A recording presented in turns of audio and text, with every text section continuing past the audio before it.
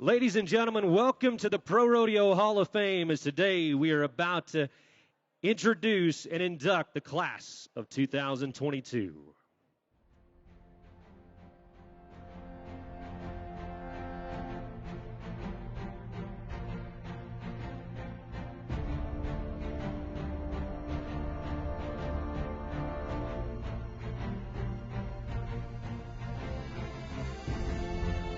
You folks have just tuned us in. You're watching the National Finals Rodeo from Oklahoma City, brought to you by Hester. He's out, got it on him. Go on, Trev. Big chance right here. Here's a big go for Trevor Brazile. 7-2, guys. Here's T. Woolman and Bobby Harris. They are hungry for a world championship tonight. Perfect ride, absolutely perfect. Yeah, 15 straight trips to the Wrangler NF1. Here's our cowboy clowns, Rick Young, and they're going to have a little fun with one of Beutler and Son Fighting Bulls. Medicine Woman has her big, strong trip. Rusty Wright, they got him at the gate. Oh, man. It's hard to find a horse more reliable than Whiskey, known as one of the greatest steeds in timed event history. Nebraska's Big Rodeo went from humble beginnings to one of the longest standing rodeos in the PRCA at 101 years old. A fixture inside the top 15 and the 1964 WPRA World Champion barrel racer Ardith Bruce. Part of a legendary pro rodeo family, Cindy Rosser is next in line. She continues to leave her mark in the sport. The long, tall, young 24-year-old cowboy started out his rodeo season by winning this event. Jake Beutler, always known as the Cowboy Stock Contractor, there for Cowboys committees and all, and integral in the growth of pro rodeo.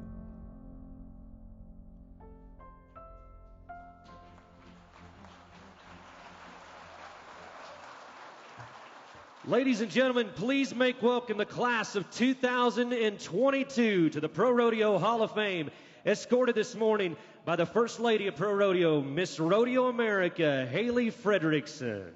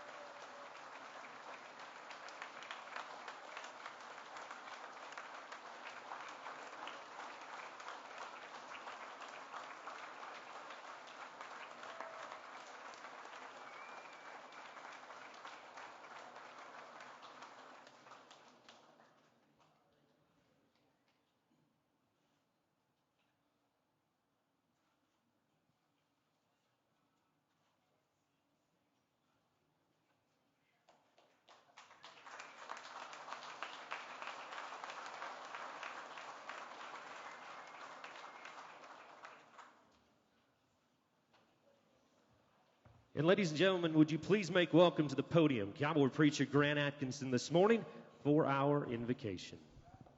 And let's bow together and honor our Creator. And Heavenly Father, grateful is the word on all of our hearts. We're among the most blessed people on earth. With all our struggles, we live in the greatest country in the world, and I pray for our people, men and women, their families that protect this country, our military, law enforcement, all the others. Bless them and keep them safe. And Father, help our country to get behind them or get out of the way. And Father, I thank you for the greatest sport in the world, and we have the privilege to be part of it in rodeo. And I thank you for the men and women that have made this possible through the years, that they've stood for the American flag, men and women and contestants and honorees like Trevor and others who also not only stand for our flag, but kneel only to you, Lord Jesus Christ. And we give you the praise for that in your precious name. Amen. And now would you please stand for our national anthem, to be presented today by a former Girl of the West for the Pikes Peak or Bust Rodeo from Peyton, Colorado, the lovely and talented Kate Watson.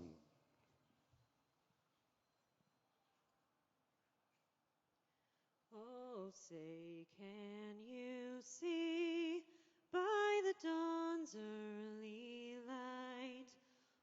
So proudly we hailed at the twilight's last gleaming, whose broad stripes and bright stars through the perilous fight o'er the ramparts we watched were so gallantly streaming.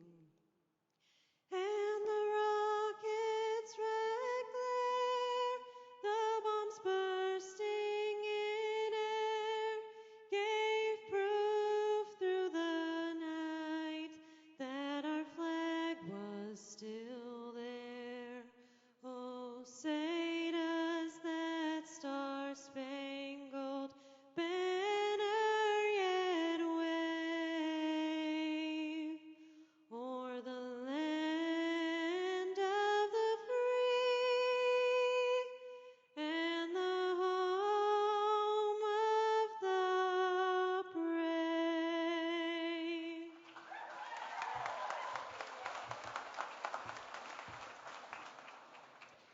And now, ladies and gentlemen, please make welcome a man that he loves this hall with all of his heart. Please make welcome the director of the Pro Rodeo Hall of Fame, Mr. Kent Sturman.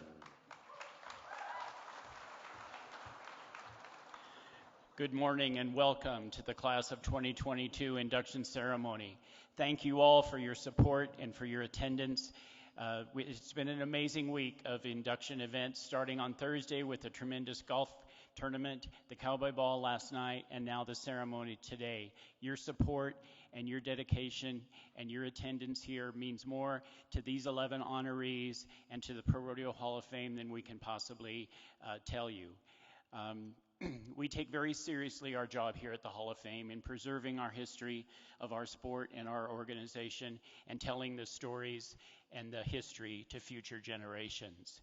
Today, we will induct 11 legends who come with a multitude of stories, a multitude of awards and accolades, and we will forever tell their story in these halls. So thank you. I welcome you today.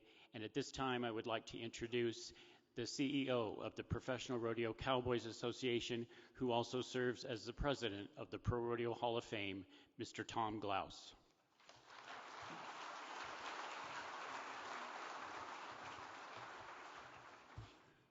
Thank you, Kent. Good morning and welcome to the 2022 Pro Rodeo Hall of Fame inductions. Thank you for being here to honor the class of 2022. For those of you that weren't able to attend last night's Cowboy Ball, it was a wonderful event. I'm pleased to announce that the live auction generated $147,500 and the silent auction generated over $12,000. I'm also pleased to announce Mike Ingram with Eldorado Holdings Company and Ingram Quarter Horses, Gary McKinney of Reliance Ranches, Michael Gahn with the South Point Hotel and Casino, the Reno Rodeo, Wyoming Governor Mark Gordon and First Lady Jeannie Gordon, the Pikes Peak or Bust Rodeo Foundation, T-Cross Ranches and the Norris Foundation, the Sykeston's JC's Boot Heel Rodeo, the American Quarter Horse Association, and Frontier Rodeo Coffee Company collectively donated $110,000 in the name of this year's inductees.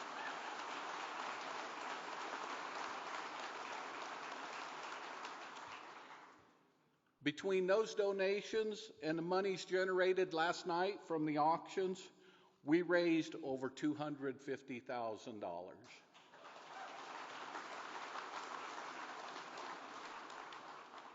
I am amazed by the generosity of our rodeo community. Please give a round of applause to all of those that supported the Hall of Fame.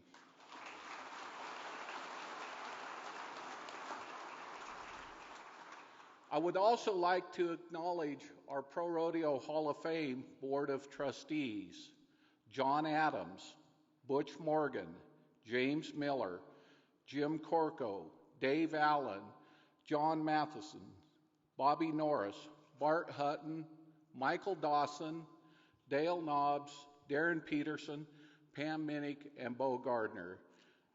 Please stand and be recognized.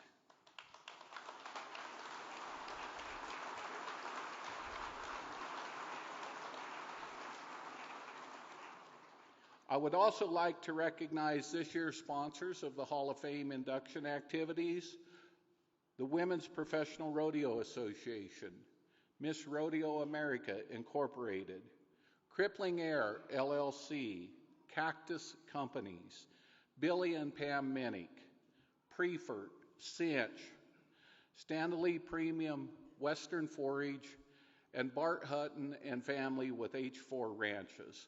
Thank you for your generous sponsorship.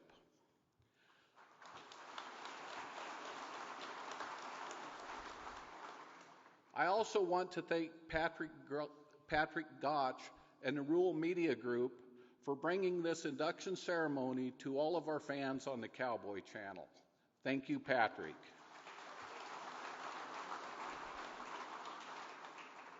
Lastly, I want to recognize our staff, the vendors, and volunteers who made this weekend possible. Thank you for all of your dedication and hard work to make this a memorable weekend. Congratulations to the class of 2022. Today is about you. We are honored to celebrate you and your accomplishments as we enshrine 8 individuals, 1 rodeo committee, and 2 horses into the Hall of Fame. You are an inspiration to today's generation and will continue to inspire many more for generations to come. I am excited to hear you share stories of your journeys that led to your induction into the Hall of Fame.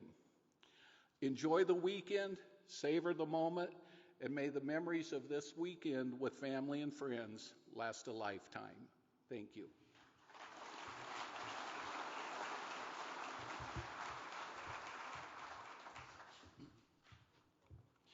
In 2017, the PRCA, the WPRA, and the ProRodeo Hall of Fame entered into a partnership where we would begin inducting members of the Women's Professional Rodeo Association. That was in 2017. It was long overdue. We're so glad to be a part of that. Those women belong in this hall, and they are a very important part of our sport. So we're so proud and honored to have WPRA members in each year's class. And now I would like to introduce the president of the WPRA, Jimmy Monroe.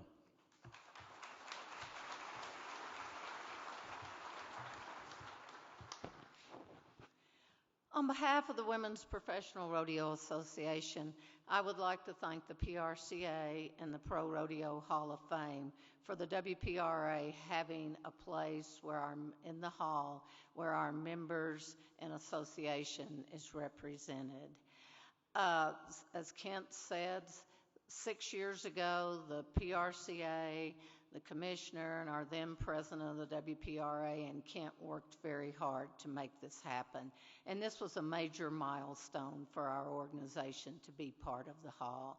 So we want to thank you for what you did to make that happen. What a phenomenal group of inductees they are this year.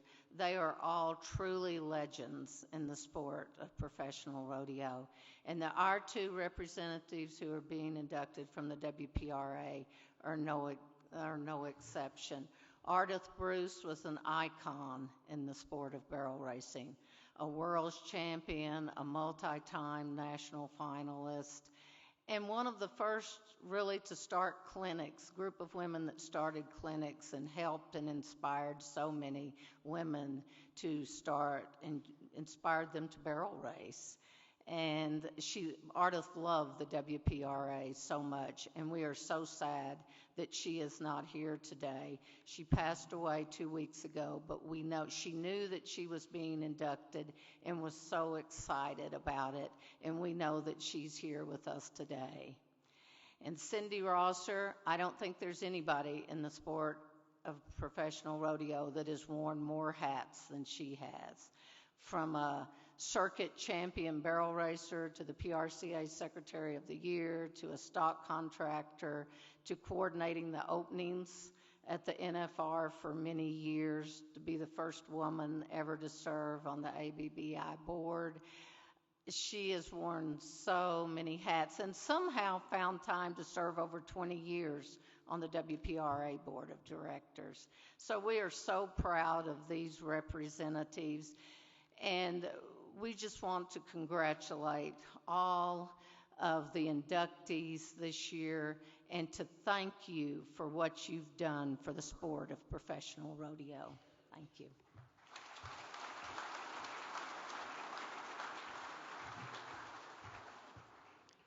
This weekend, we've had a lot of special guests that have helped us with the events and activities. They work hard all year long promoting our sport to the fans and to the sponsors, and we appreciate the work that they do. So at this time, I would like to acknowledge all of our state rodeo queens and other visiting rodeo royalty. We have some circuit queens here. The NFR Open is going on this weekend as well. So could I have all the visiting rodeo royalty please stand and be recognized?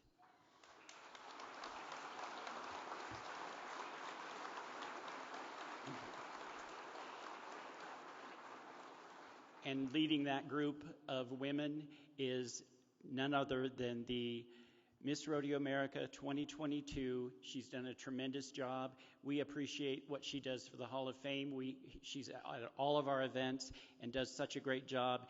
And she is truly a lady, and we welcome you and thank you, Haley Fredrickson, Miss Rodeo America. Thank you.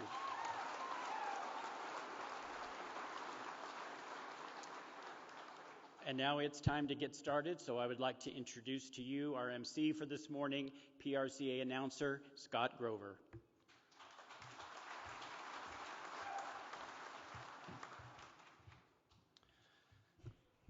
Thank you, Kent. Welcome to the Pro Rodeo Hall of Fame. Welcome to our friends on the Cowboy Channel, to our guests, but especially for the inductees of the class of 2022. It is going to be an amazing day, but soak it all in. Look around at this hall. I know as a little kid, I dreamed about just visiting the hall and one day being a cowboy. I know that some of you have dreamed about this day, and today you get to live it. So congratulations to each and every one of you. I know that some of you are still surprised that you got the call. Some of you dreamed about it forever, and then there's a few of you that probably said, what in the world took them so long to vote me into this place? But today is the day, and we're proud to welcome you to it. It is a day that you're going to remember for the rest of your life. Today we're going to induct a rodeo with a white picket fence, a mountain of a man that raised cranberries, and a world champion barrel racer, a medicine woman, a lady that has given her entire life to this sport, a guy who calls himself aging, but we know he's always going to be raging. We also make welcome a man that was part of one of the greatest team roping duos that I ever had an opportunity to watch. We're also going to make welcome a man that at 6'1" world champion maybe didn't start out his bareback riding career as the best. A lady with a horse called Red, another member of a historic stock contracting family. Also, a star steer wrestling horse that has a name that goes down smooth. Oh yeah, and some guy that they say is arguably, he's not arguably, he's the greatest cowboy of all time, 26-time world champion. So, what do you say? Are you ready to induct the 2022 class to the Pro Rodeo Hall of Fame? Well, let's get it started. First to induct into the Pro Rodeo Hall of Fame this year in the team roping category is the 1991 world champion. 18 times he was a qualifier to the National Finals Rodeo and the Clemens-Spadden National Finals Steer Open. Bobby Harris of the Cowboy State of Wyoming. Let's take a look at the screens.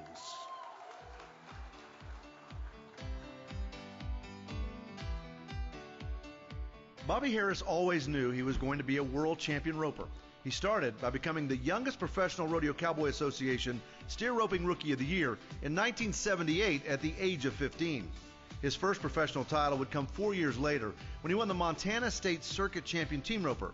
He would repeat that title 4 more times in his career.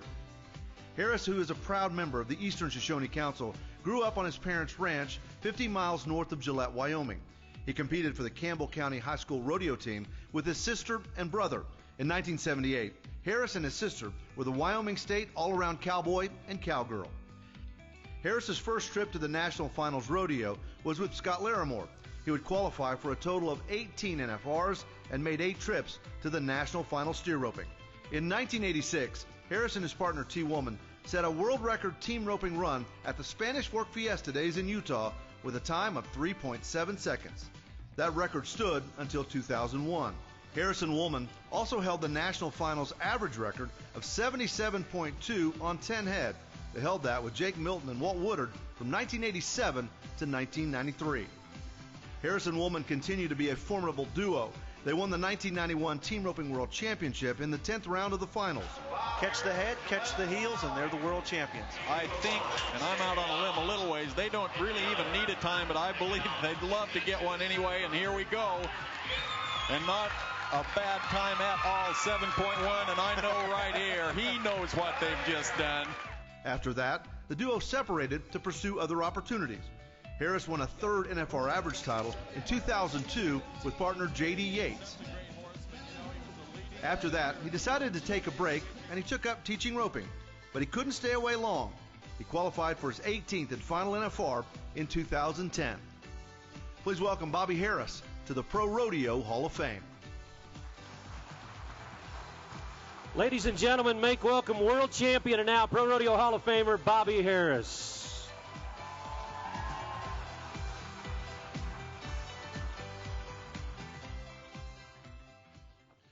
Well, thank you very much. Kent told me this, just to let everybody else know, that the first person to go was the highest vote getter. So I'm sorry, Trevor, you didn't win this. So, you know, people ask me when I got the phone call how you felt. Well, you know, in a competition, we're geared to win. It's all about winning. It's about preparing to win. But when I got this call,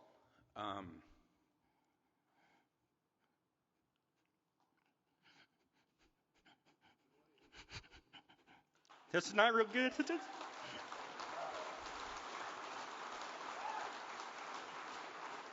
It's very humbling. It's a very humbling thing. All I ever wanted to be was a cowboy. Since I was a little kid, my dad, my mom, everyone could attest to that. Going to school, I thought we could do that on Sunday, maybe. But this is what it's all about. This sport was all about relationships, is what it all come down to. And especially after being here a couple days and watching everybody and all the people that I had met through the years, the relationships are everything. You know, I was 15 years old when Dad got my card, and people were like, well, why do you want to do that so young? Well, I was ready. I wasn't going to go rodeoing, but I was ready. And I team roped, and I tripped steers, and so you go along, and I have a story I'm going to end with here in a moment that I think you'll appreciate, but I went and stayed with Dick and J.D. Yates after I graduated from high school and really worked on my roping and then come back and got ready to start college. And J.D. gives me a call, and he says, would you like to maybe have a chance to go to the National Finals Rodeo? I said, well, let me think about that. Yeah, absolutely. So, you know, in team roping, our marriages don't last very long. So we're always trying to find that combination, okay? So he said, well, Scott Larimore needs a partner, and I'd known Scott. Our families had known each other forever. And so Scott and I roped together, and first rodeo we go to was Eads, Colorado. We won it. We went to Abilene. We won a go-around. And I believe we went to Albuquerque and placed in both rounds and won second in the average. The first week that I went pro rodeo on full time. Never going to be a poor day after that right there. And I think Scott's here today. They said he was going to be here. I owe it all to him, because if it wouldn't have been for Scott, who knows where you might end up in your rodeo career. So Scott, thank you very much. The Yateses, thank you very much for the help and going along. My family is here, and one of the most special things about being this induction is they get to be a part of it, because when we were rodeoing, they're little, they don't get to see you rope. They don't get to see you compete. You're going fast, 100 miles an hour. Most everybody that I rodeoed with knows Kendall and Ryan because they were little, and I'd put them off on them, and they'd hold them and do their deal and whatever. But so we had a family out here. So them being here with their family is the most special thing for me. And then my dad is everything.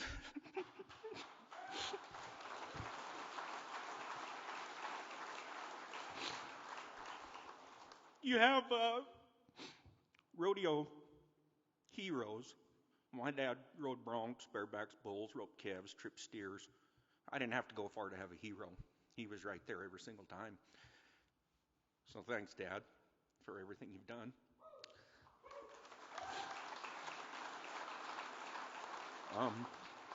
My mom passed away in 10. Same thing. If everybody knew my mom, like a little pit bull. Get your butt in gear, get with it. Dad was the calming talk. Mom was get your butt in there and get with it. What are you doing? So I know Mom's looking down from heaven. And so I'm not going to take any more time and make any more of a fool of myself, but I would like to tell this story for kids. And this is how my rodeo career started. I'm 15 years old. We enter Pendleton, Oregon. Paul Tierney, which I knew Paul because he's one of my rodeo idols, he calls me. And I'd seen Paul from Jackpot Team Roping. Well, everybody that knew me around there thought I was much older. They thought I was 18, 19 years old. Well, I'm only 15 years old. I don't have a driver's license. He calls me and says, if I enter you in St. George and we're done at Pendleton, will you drive my rig down there with me, and I'm going to fly out to Salt Lake and come back? And I said, absolutely, I will do that. So we get in and leave, and we get down there, and I drop Paul off at Salt Lake City Airport. And I don't have a driver's license. I'm 15 years old. I got a permit. I'm supposed to drive from daylight to dark and only go meet the school bus. And I'm in Salt Lake City. I got the AM radio going. I got my foot up on the dash, and I am rocking and rolling going down to St. George. I pull in. Paul comes in, and we rope. So that night, Rick Smith, which is family friend, I had made the short round at Pendleton, so I need to get back to Pendleton. So I go to Rick, and I said, Rick, can I catch a ride with you? He goes, absolutely. So he's up the next day, and if I get the gentleman's name correct, I think it's Spark Beutler, I believe. So we take off from Salt Lake, and we're in a car. We're headed up through Nevada, I don't know, 2, 3 in the morning, all of a sudden. Dust flies, sagebrush, we're spinning out through the desert. Spark had fallen asleep. So blow a tire, we got a little donut, they're not going to make the rodeo. So now I'm stuck. So we go to the payphone, and the best thing about Pendleton at that time, there's one place you could find everybody, and that was the Tapadera Hotel. That's where everybody was at. So I called Dad, and I said, Dad, I'm in a bind. What do you think? He goes, well, get to Vegas. I'll buy you a ticket, get to Boise, and then we'll go from there. I said, well, are you going to come get me? Hell no, I'm not coming to get you. Figure it out. So I get there, he says, and he tells me, he says, when you get there, go to the baggage claim. There will be someone coming up here. So I go there, and I fly in there. Rick gets me on the plane, sends me up there. I get to the baggage claim, and I'm sitting there waiting. I know nobody. Here comes some cowboys. Benny Ruda, Gary Hempstead, Tommy Keith. And they come walking out, and I walk up, and I go, are you guys going to Pendleton? And they go, yeah, we're going. I said, can I catch a ride? Benny says, can you drive? I said, hell yeah, I can drive. You bet I can drive. So we get in his pickup, and we go out there. It's a single cab Ford with a column stick shift on it. I always thought it was about 6 hours from Boise to Pendleton, where it's only about 3 hours. But when we're driving up through there, this engine just, you're shifting about 45. One's in the back asleep.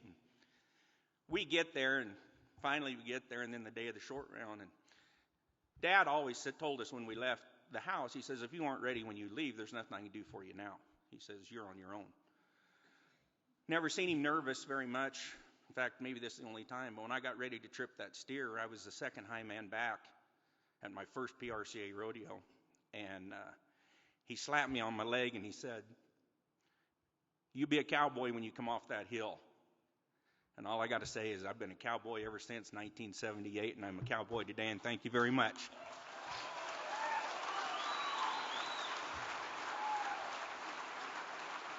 So come here.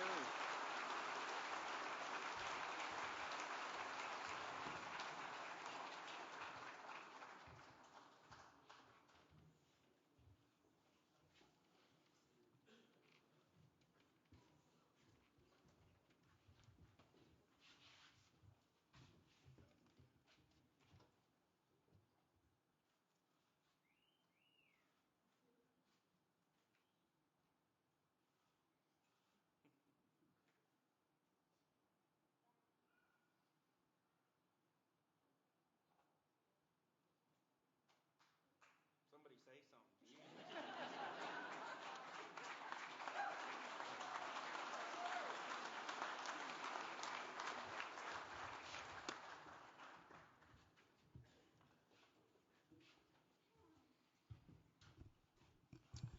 Well, we are on a commercial break with the Cowboy Channel. We're about 30 seconds out from coming back from commercial break.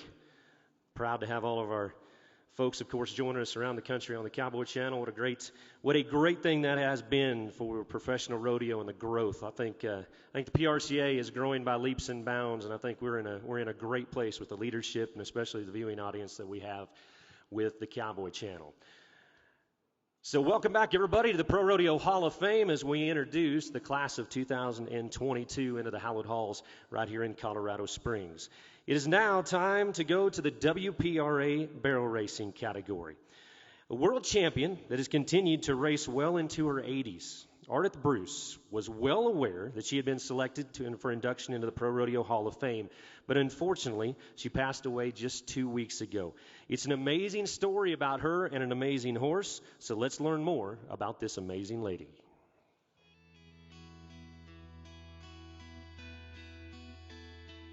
Ardith Bruce joined the Girls Rodeo Association, now the Women's Professional Rodeo Association, in 1960 and reached the pinnacle of the sport in 1964 when she won the world title on board a horse known as Red, registered as Shaw's Kingwood Snip. That same year, Red was the AQHA Reserve World Champion barrel horse, and in 1965 was the first GRA WPRA barrel horse to ever be featured in color on the cover of the Quarter Horse Journal. Bruce and Red would become the first WPRA World Champion duo to go to the left barrel first. They were hitting some barrels, so Bruce decided to change things up and go to the left. From then on, if the setup was better for left horses, she would run Red to the left. If not, they would run to the right. Bruce landed among the top 15 7 consecutive years from 1963 through 1969. Red loved running close to home. He won the Pikes Peak or Bust Rodeo in Bruce's hometown of Colorado Springs 6 times. She was inducted into the Pikes Peak or Bust Rodeo Hall of Fame in 1997. Bruce was among the early GRA members to conduct barrel racing clinics, and she often traveled to Hawaii. In addition to barrel racing, she spent a great deal of time on the racetrack and became the first female licensed outrider in the state of Colorado. She gave back and remained loyal to the association for decades. Unfortunately, Ardith Bruce passed away on June 22nd, just weeks before her induction and her 91st birthday. But her larger-than-life personality and tough-as-nails competitive drive will live on in the Pro Rodeo Hall of Fame.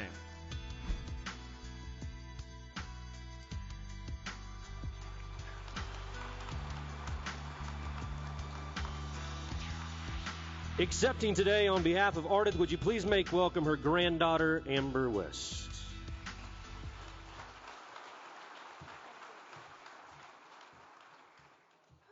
Good morning. Before my grandma passed away a couple of weeks ago, she started her speech, and she was so excited. The morning she got the news, she was a very stoic, old school gal. And when she got the phone call and they told her that she was coming in with this class, she actually let out a blood-curdling shriek. So that was quite a big deal for her. I'm going to share her speech that she had started. It wasn't quite finished, so I will finish it for her. She said, as a backwoods hillbilly child of a poor farm family, dreams were not dreamed of as an honor such as I have arrived at today.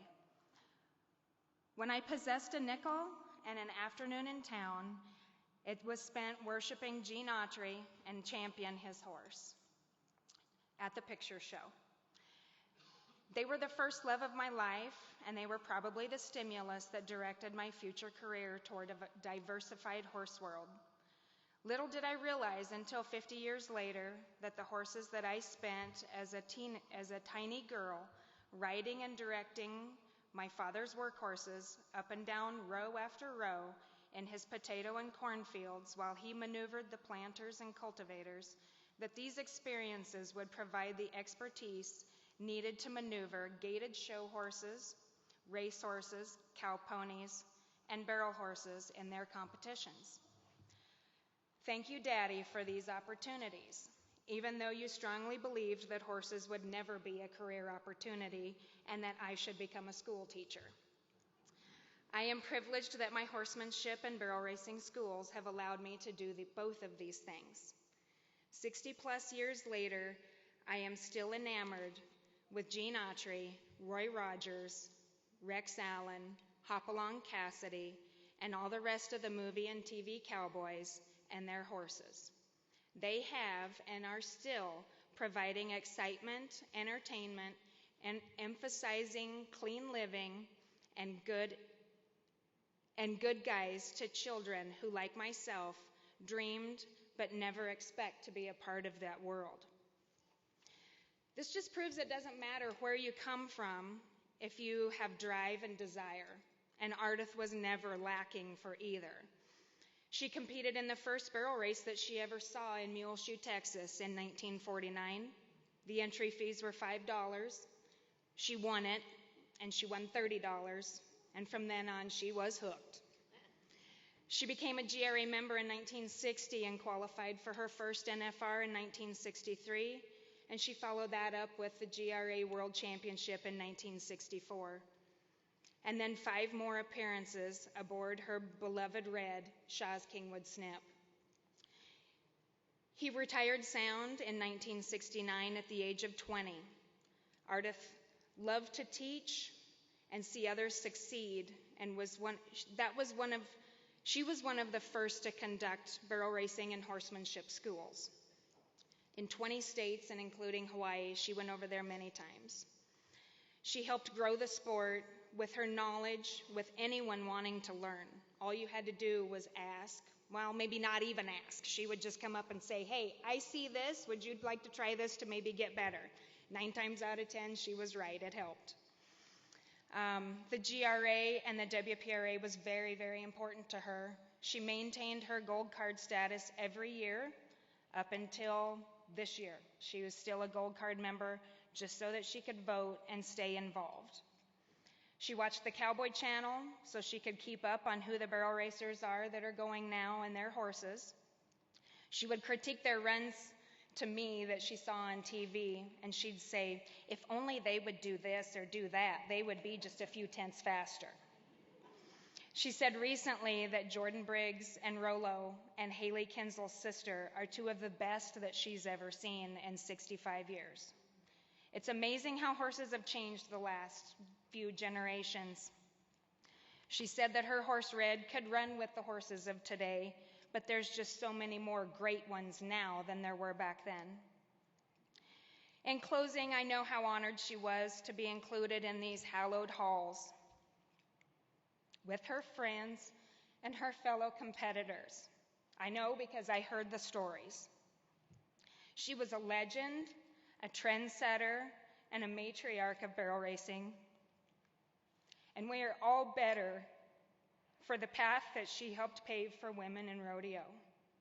Thank you.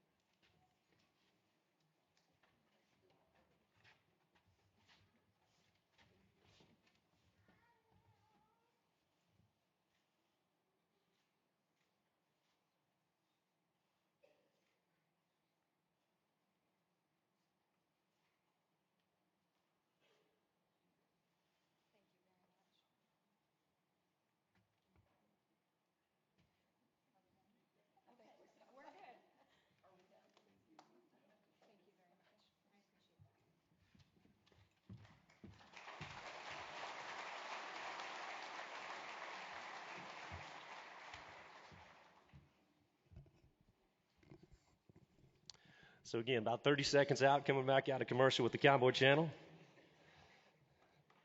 I know the Hall of Fame wants to say another big thank you for how successful last night's ball was. Over $147,000 that was raised during the auction and the silent auction. That is huge for the Pro Rodeo Hall of Fame. So congratulations to all of you. Why don't you give everybody a round of applause that bid last night and raised a lot of money for the Hall. Welcome back to Colorado Springs and the induction of the class of 2022 into the Pro Rodeo Hall of Fame. It was always a good summer day when my grandparents would walk up to me and say, "You want to go to Burwell, Nebraska to the rodeo?" And I'd say, "You bet I do." Because it was rodeo. Great big arena, white picket fences, and there was just something historic and special about Burwell. And even straight line winds will not keep them from having a rodeo this year. Celebrating their 101 edition this year of Nebraska's Big Rodeo in Burwell. Let's take a look at this historic rodeo.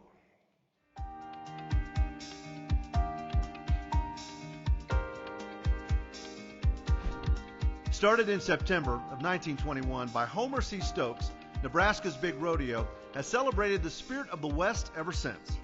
The rodeo was held in conjunction with the Garfield County Fair in Burwell. That first year, the committee handed out a new pair of spurs and $25 to H.D. Krause for winning the Saddle Bronc riding. This outdoor midsummer rodeo became a must-stop in the 1930s and continues to draw the biggest competitors in pro rodeo through its gates every year. Burwell is considered the front door of the Nebraska Sandhills, a 19,000 square mile region of grass-covered dunes across the northern part of the state. This small town of approximately 1,200 people hosts between 10,000 and 12,000 spectators a year. These spectators come from all over the world to witness this truly American sport. Situated on 40 acres, the arena was placed on the National Register of Historic Places in the 1980s. This was part of a revitalization project for the rodeo, which also included switching the performances to the evenings, adding events like wild horse racing and dinner bell derby, plus adding more prize money. Today, this historic rodeo continues to delight audiences every summer. Please welcome Nebraska's Big Rodeo to the Pro Rodeo Hall of Fame.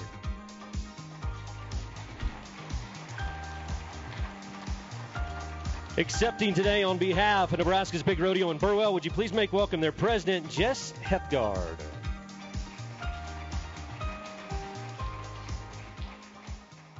Wow. There's a lot of people out here. Everybody always seems to ask when you got the call, what happened? Well, to be honest with you, I got goosebumps and I got tears in my eyes. Being a kid growing up in Burwell, Nebraska, the rodeo means a lot to me. It means a lot to everybody that ever walked through those gates and seen that picket fence. And yes, the picket fence is still standing. The winds did not take that down in May like it took our historic north side grandstands, but we are having a rodeo in 2 weeks. It's just an honor for a community of 1,200 of all volunteers that can put on a rodeo the size of Burwell's rodeo. And it's not only just a rodeo, it's a show. And we take pride in that, getting some of the best stock there from Beutlers that have been there for many, many years now. And the contestants just keep coming. Wild horse race, dinner bell derby. There'll be no chuck wagons this year with fuel prices and stuff the way they are, but Mr. Stokes, you're looking down on us. Burwell thanks you. I believe the world thanks you. You know, it started out just a little rodeo with some bleachers, or not bleachers, but wooden planks on straw bales, and parked their vehicles in a circle, and that was the arena. In 1922, they built the original grandstands, which had the ticket office there on the rodeo grounds, and that's what blew over in May. And that was just a very hard moment for a lot of our committee and people from Burwell. Because if you're from Burwell, you just know that rodeo means a ton to you. It's been watching that thing grow over the years. You know, I don't remember a whole lot from the 80s other than it being hot and afternoon perfs. Got into the 90s, the afternoons was only a Saturday, evening shows. I think it's been about 10 years ago since we moved to a Wednesday night and got rid of our Saturday afternoon, and there's been nothing but up for us. The 80s, they put in the lights, and that's been a savior. The rodeo was struggling in the early 80s. Mr. Kimsey told the story like last night as he was working the rodeo. They asked what he thought would be better, and he told them to put lights in the arena, and they listened. And Burwell since then in the 80s has gone up. Wild horse race, I was in the wild horse race for many years in the 90s. A lot of our board members have competed in that arena in some way, shape, or form. And it just keeps getting bigger, and this has just been a blessing for the community of Burwell and everybody ever involved in the Burwell Rodeo. And all I can say is thank you. Can't live up to these first two. They were awesome speakers. I'm kind of just a winger. But Burwell, we did it. We're here. By golly, I think we deserve to be here. Thanks to the Pro Rodeo Hall of Fame and all of you, and congratulations to each and every one of you. You're all well deserving also. Thank you very much.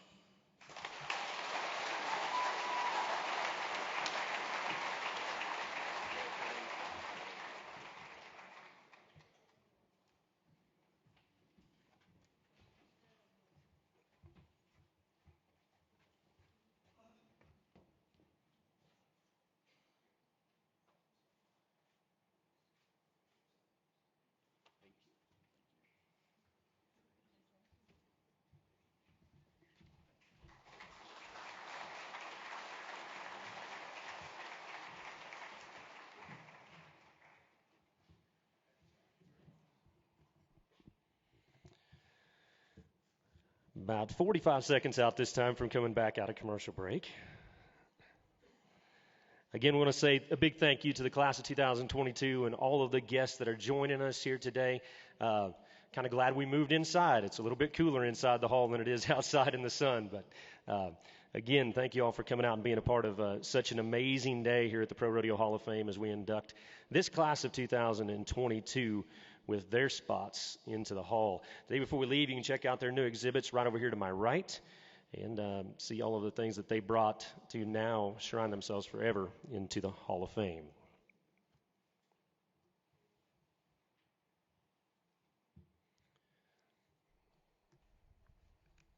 Welcome back to a great Saturday in Colorado Springs, Colorado at the Pro Rodeo Hall of Fame as we induct this class of 2022.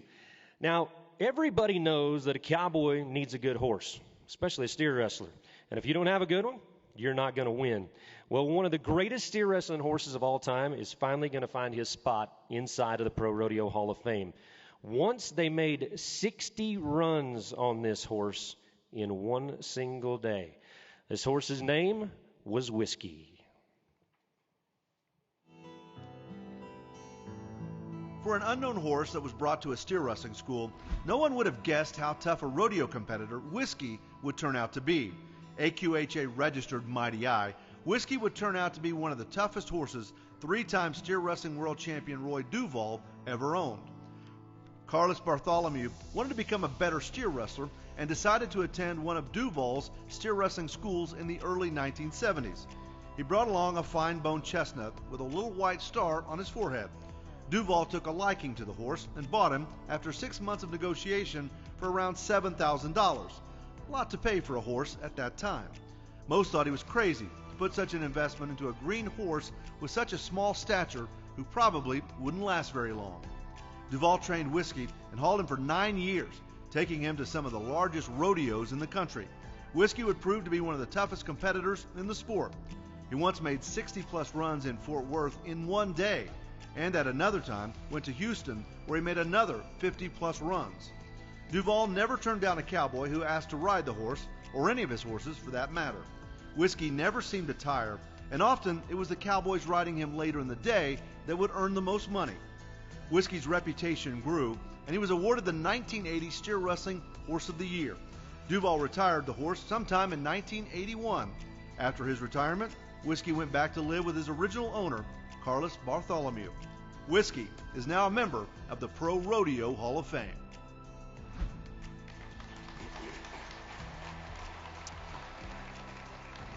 Well, how many of you would like to buy a steer wrestling horse for $7,000 today?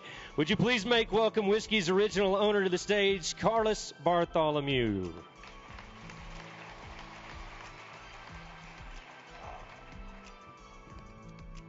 Well, they've kind of got a little wrong on the runs. We had 50 runs on him at Houston one morning, and then the next morning the same 50 rode him again. So he would, the second morning, Roy, the first two runs, the horse would he'd usually make a big circle around the end. Well, the second morning, he didn't make them circles around the end the first couple of times. And Big Larry Smith said, Carlos, your old horse ain't gonna make that circle today. I watched Roy leading him back, and the sweat had broke on him. I said, now watch him. From 48 more runs, he made a circle. He was one tough horse. I hated to see that many runs made on him, but I couldn't whoop Roy because I wasn't big enough. So he was just amazing. Can you imagine him today backing in there for 50 runs and they're jerking on his head or trying to back him up to a certain spot, or you know how long it would take to make 50 runs? Day and night. But he was broke. He was so special. There wasn't no ducking off on him. Everybody could catch a steer off of him. And even the taxi cab driver pulled up and wanted to ride, but Roy would say, get on. You know,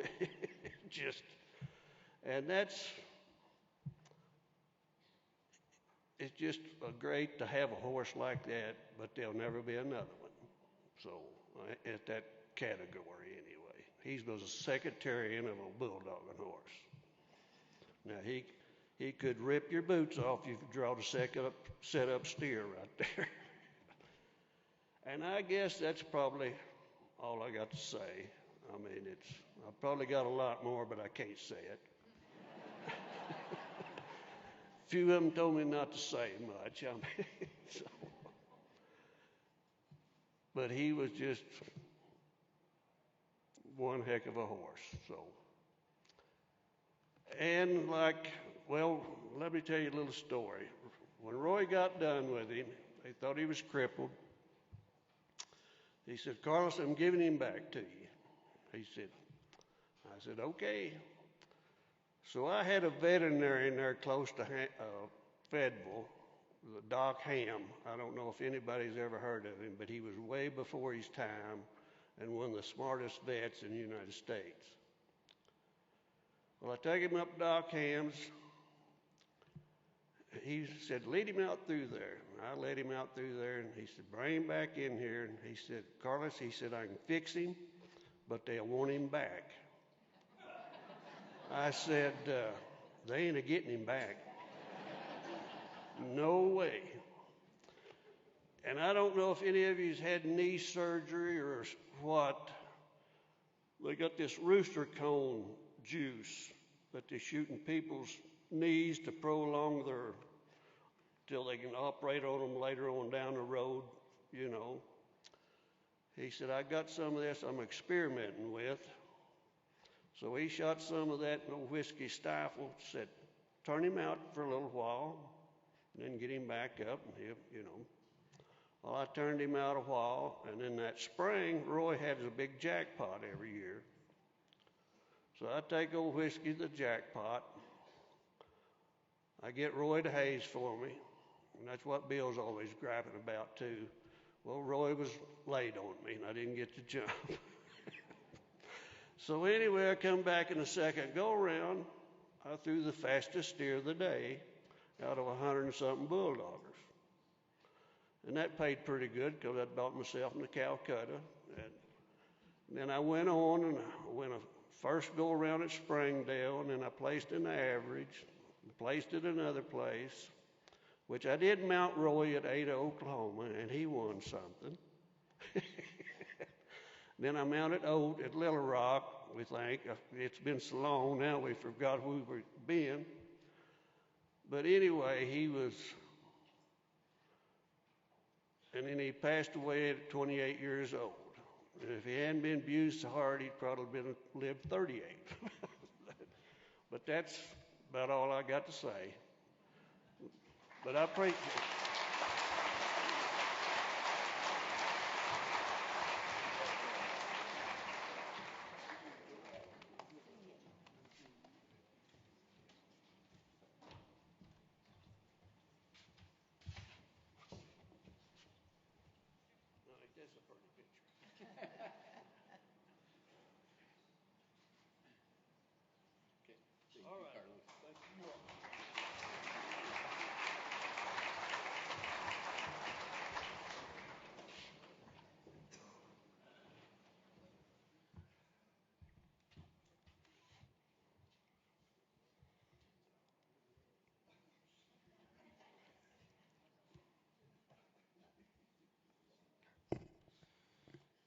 Well, again, we had an amazing kickoff last night for the Cowboy Ball. I want to, again, say a big thank you to the board, all of the volunteers of the Pro Rodeo Hall of Fame, and everybody that was a part of last night.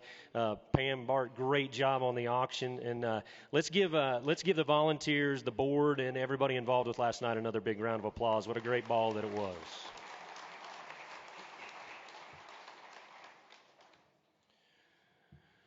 So, as the folks at home are pouring another cup of coffee, we will get ready to move on to our next inductee.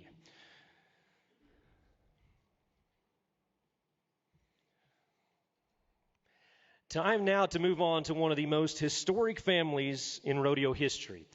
The Beutler name is synonymous when we talk about growth and the growth of professional rodeo. And inducted in the stock contracting category this year is yet another member of that iconic family and rodeo producing family as well, the Beutlers. Ladies and gentlemen, this year we induct Mr. Jake into the Pro Rodeo Hall of Fame.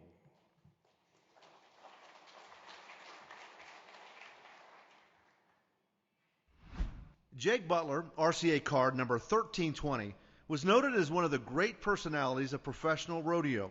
In 1929, he joined his brothers Elra and Lynn in creating and running Beutler Brothers Rodeo Company. The company started when their father, John, bought 10 gentle horses for his Elk City ranch. Only after he got them home did he realize they were all buckers. To make ends meet during the Depression, John leased the 10 horses to rodeo producers in Clinton, Oklahoma. The boys drove the herd over, and thus Beutler Brothers was born. Jake was particularly noted for his care of the stock, especially during the trucking and transportation part of the operation. He was often in charge of trying out new livestock, working as a flank man, and handling the chute boss duties. In 1954, Jake and Lynn bought out their older brother Elra. They also topped off their stock by buying out 10 other outfits. During their nearly 4 decades of business, Beutler Brothers took home numerous awards for their stock. Jake and Lynn sold their string to Mike Servey in 1967. Jake Beutler is now a member of the Pro Rodeo Hall of Fame.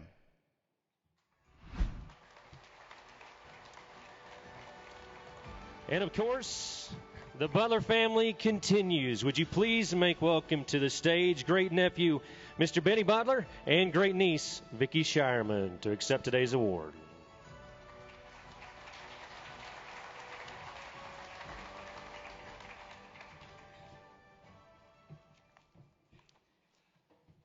Pete's the main secretary.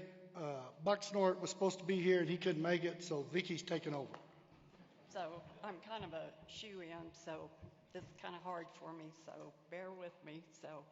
But first of all, I'd like to say congratulations to all the other inductees, and also hats off to Kent Sturman and his staff for all the great hospitality and all the great help to make this such a great weekend for everyone. And also I'd like to say thank you to all of our family and friends that have come to help us celebrate this special occasion. And also thank you to the PRCA and the Pro Rodeo Hall of Fame Board of Directors for making this all possible. Jake Beutler was one of the three famous brothers that made up the Beutler Brothers Rodeo Company. This organization at one time was the largest rodeo stock contracting company in the world. Jake Beutler had a major impact on the building of pro rodeo into the major sport that it is today. Jake was born in 1903 near Okarche, Oklahoma to John and Maggie Beutler. His father, John, who was a farmer and rancher, participated in the famous land run in the Oklahoma Territory in April 1889. When he was just a few months old, Jake's parents moved him and his 8 brothers and sisters to western Oklahoma near Elk City. There he was brought up on a ranch just north of Elk City where his father traded cattle and horses. Growing up on the ranch, Jake would help his father, but also he and his brothers Lynn and Ellery knew that they wanted to get rich. So they started making whiskey and taking it to parties in the area. However, they drank a lot of it themselves and gave away most of the rest of their liquor. So they never made much money at this enterprise, so they knew they had to find something else to do. It was on the ranch near Elk City that Jake grew up and learned the ranching trade. His father would often trade cattle and horses throughout the area. Many times they would acquire horses that were unbreakable. It was from these experiences and animals that a rodeo dynasty would be born. In 1924, when Jake was around 20 years old, he and his younger brother Lynn traveled to Canadian Texas to watch their first rodeo. After taking in all the excitement of the rodeo, both decided that their passion would be producing rodeos. The brothers, Ellery, Jake, and Lynn, began having small riding contests at their ranch, and the word soon spread about the rank horses that they had. This would lead the brothers being asked to provide 10 of their horses for the Custer County Fair and Rodeo in Clinton, Oklahoma in 1929. They trailed the horses some 25 miles over and back and were paid $150. After that, they thought they would never have another poor day again, and that launched the rodeo stock contracting business. In 1931, the Beutlers produced a rodeo in Elk City for the National Route 66 Association. A buffalo from the Wichita Wildlife Refuge near Lawton was acquired, and Jake volunteered to ride him during the rodeo. The plan was to ride the animal, and then several area Indians would ride in on their ponies and dispatch the buffalo. Now this, we're talking about 90 years ago, and the newspaper of that day stated, if Jake Beutler, cowboy, rides the buffalo, which the Chamber of Commerce bought, he would be better than most cowhands. Riding a buffalo isn't a pastime for cowhands around Elk City, but Jake is anxious to hook his spurs into the sides of the one which was brought. And when Jake dismounts on his own accord or otherwise, 4 Indian braves armed with only bows and arrows will dash in on ponies to get the animal. Well, Jake rode the buffalo and got off. However, the Indians had a little trouble. They couldn't stop the buffalo, but eventually an area hunter come in the arena and took care of the confused animal.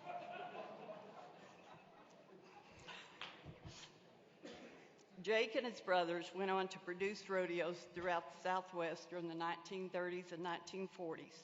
One of their most famous horses during that time was a horse named Lee Ryder. The Butlers brought the animal in 1932 from an Elk City farmer when the horse kicked off his harness. The neighbors called Jake, Ellery, and Lynn, and they went to the farm and found the horse. They unhitched the horse and noticed that he seemed to be uncommonly gentle compared to what they'd heard from the farmer. Then Jake, he mounts the horse and tries to ride him. Well, Lee Rider won. He immediately threw him off to the ground, and Jake thought they had found themselves a bronc. In the early 1950s, the Butlers bought out Vern Elliott, who was the largest stock contractor in the nation. And with this sale, they also acquired the contracts for many of the top rodeos in the country. Within a few short years, they were producing 25 to 30 of the biggest and finest rodeos in the nation, such as Denver, Fort Worth, Odessa, Tucson, Phoenix, Cheyenne, Wyoming, Albuquerque, Colorado Springs, and Nebraska's big rodeo in Burwell. So you're up. As you can tell, Jake, he is much character, and the more successful they got, the more they was very professional. They wanted to put a rodeo on in 2 hours, and it was all about entertaining the people. But Jake was always behind the scenes. He was the flank man and everything else. But then later on, when they got successful, they all started driving Cadillacs. This was in the 50s. Jake led trade Cadillacs every year and everything. And Jake liked to be friends with all the contestants. Lynn, he was more of a front man and stuff, and he didn't mix as well as the kid, but everybody loved Jake. And anyway, and so Jake, he'd always drive a new Cadillac, and then they'd always have their Navajo blankets in the back, and they'd have their Chivas Regal on one side and have the bourbon on the other side and have it wrapped up. And if Jake was your friend after the rodeo, they had a drink. And they was in their Cadillac, and they always had their diamonds, and they was very down. Lynn would stand out here. Jake would be back here flanking and everything. And then a little later on, in the late 50s and early 60s, well, Jake was the same way. And anyway, and they was always trying to, they has been very successful. And tell you a Wild West story, the board of directors, they was up here, they was at Denver, and they was at the rodeo. This would have been in the early 60s. And Dale Smith, Bill Fedderson, Don Fedderson was on the board. So they wanted to find out how much money they was making at Denver and thought the Cowboys needed more prize money and everything else. So they called them in on the carpet for something. Anyway, so Jake and Lynn was sitting over there. And so Dale Smith asked him questions, and they said, and they just had them kind of sitting over here by themselves. And they said, Jake, what about this? Jake, he just looked at him, pointed at Lynn. He does my talking. Now that's Jake Beutler.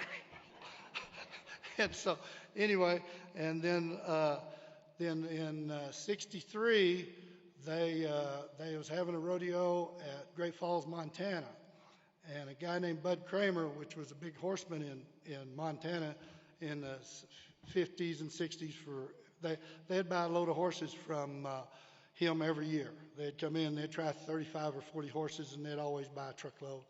And they was at Great Falls, and Sean Davis was up there, and he told me he wasn't getting on the horses. So they bucking them one, it's pretty cold, or it wasn't cold, they bucked them in the morning because it was hot up there. And Jake had got all the bronc riders tuned up, Lyle Nelson and several of the other guys from Montana, and they was fanning all the horses and bucking them, and they was bucking like 35 horses. Sonny Linger and Jake was up there. And anyway, so here come this small horse, and he wasn't very, and said he was a young horse, and those guys was all fanning the horses. And anyway, so they got on this, Lyle Nelson got on this horse, and he had him, and they said this horse bucked him, and said he was small, said he bucked him off so fast that he beat the hat to the ground. Sean Davis, that he beat the hat. Well, it was descent. That's where descent come from. And then y'all know the rest of the story. And Sean, he was over there watching it. He said he had a permit, and he was over there and this is the first time anybody had ever seen him buck. And Sean said, I worried about it for 2 or 3 years, and I don't think they ever rode that horse. They started bucking him, and I don't think they ever rode. The first time they rode him, I think, was in '66. So y'all know the rest of the story on that. And then after it slowed down, and they was enjoying their fruits and everything, Lynn was still rodeoing real hard. Jake had slowed down some, and he bought I was a big old kid. I was in high school or sophomore or something, and Jake had the prettiest car. He had a red Cadillac convertible with white interior. And so anyway, he drove that around and show, and then he'd go to the rodeos. Once in a while, we went to Pampered a time or two. He'd let me drive, but only if I was with him. And so anyway, he comes over to our house, and he's running, and my mother sees him and said, something's wrong. Jake never got in a hurry. So anyway, he ran, and he said, get your guns. And back then, this is in the 60s, and the geese, there was about 500 geese let down there on one of the wheat fields. Jake said, get your guns. He's in his Cadillac. He had 2 or 3 toddies. And so anyway, me and my dad, we get in the back of the car, tops down, and this is in October. It's pretty cold. And the geese are down, they're out there, out in the middle of this wheat. And Jake said, Jake, we ain't going to get up on them geese. He said, hang on. We're running about 50 mile an hour. We do a U-turn right out through the middle of the wheat field of that new Cadillac over the terraces going like, we killed 9 geese. We run up and under them, we killed 9. We put the geese in his trunk. He hauled them around showing everybody how many geese he had killed. He wouldn't tell his wife, Margaret, because he didn't want to know it. So that was Jake Beutler. So anyway, that's just the way it was. He never done, he always had something, but he was one of the hardest working guys, wasn't scared of anything, and he was a gentleman. Now, he really was, and didn't talk, but he is as deserving as anything, and thank y'all for doing this for Jake. Go ahead, do the In 1967, after nearly 40 years in the rodeo business, Jake and Lynn decided to retire and sold their rodeo firm. Jake returned to Carpenter, Oklahoma, and he operated a cattle ranch. And like Vinny said, Jake was well known and well liked in the rodeo community. He was always known for his easygoing manner and his sense of humor. His hospitality style was unparalleled, and he was a friend to all. The Cowboys respected him deeply, and the rodeo committee members enjoyed his company. Jake passed away in 1975. Now, Jake joins his brother Ellery and Lynn and his nephews Jiggs and Benny into the Pro Rodeo Hall of Fame. Thank you.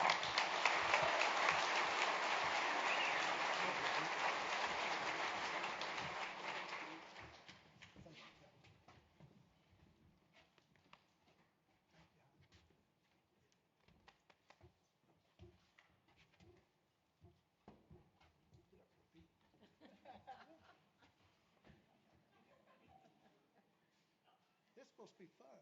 It is fun. Okay, thank you guys. Congratulations. Great Thank you.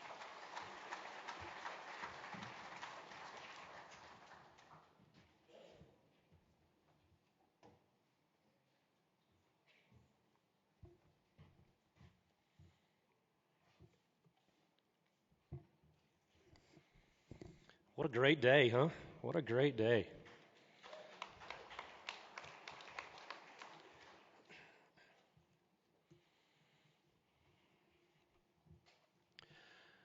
Almost time to come back with the second half of today's inductees into the class of 2022.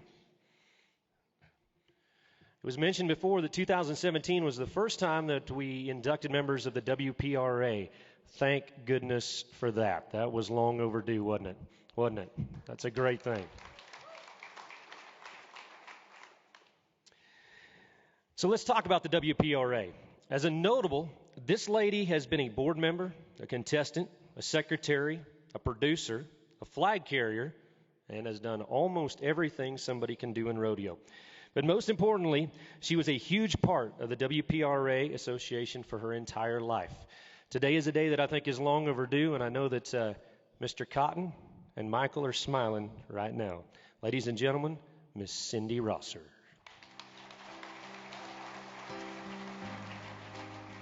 Cindy Rosser joined the Girls Rodeo Association, now the Women's Professional Rodeo Association, in 1969 and served 20-plus years on the board of directors. The daughter of the late Pro Rodeo Hall of Fame stock contractor Cotton Rosser, she grew up horseback, and rodeo has remained her life's work.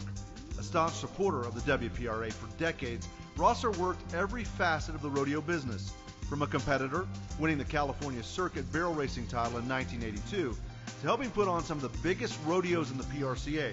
She's had a hand in rodeo production all her life. In 1986, she was named the PRCA Secretary of the Year. In 1998, she was selected as the NFR Rodeo Secretary. And in 2012, she was the Ram National Circuit Finals Rodeo Secretary. She also carried the American flag in the opening ceremonies and trained numerous horses to jump through paper, stand in a Liberty Bell, a birthday cake, a ring of fire, and more. She produced and designed openings and sponsor flags at the NFR for 10 years. In 1995, she was named the Coca-Cola WPRA Woman of the Year.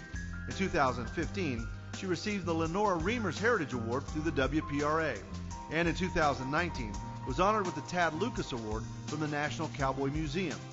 And she joined her father once again in 2020, winning the Danita Barnes Lifetime Achievement Award from the PRCA.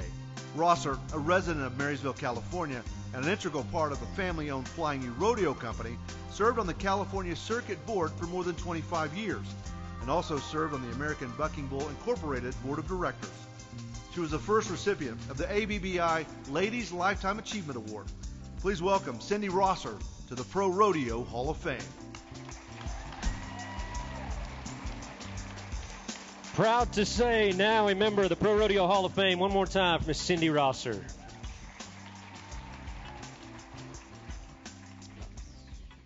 Well, this is such a great honor. You talked about how you got the phone call. Well, I was on top of a gooseneck unloading yearling bucking bulls when I got the phone call. And Ann called me, and she goes, "I need to tell you something." And I said, "Can you wait? I got to unload these yearlings, and then I'll call you back." So we unloaded the yearlings, and I called her back, and she told me, and I went, "Holy cow, wow." Anyway, I am truly privileged to be the second honoree from the WPRA following the great pioneer of women's barrel racing, Florence Urey. She did so much for the sport. I guess you could say I was born into rodeo, my parents instilling work and making a difference in our sport of rodeo, better for the future generations, to give that paying spectator a great rodeo performance. The rodeo fans and the sponsors are the ones who pay the bills. The GRA started with a group of ranch women in San Angelo, Texas in 1948. It is the oldest women's sporting organization in the nation.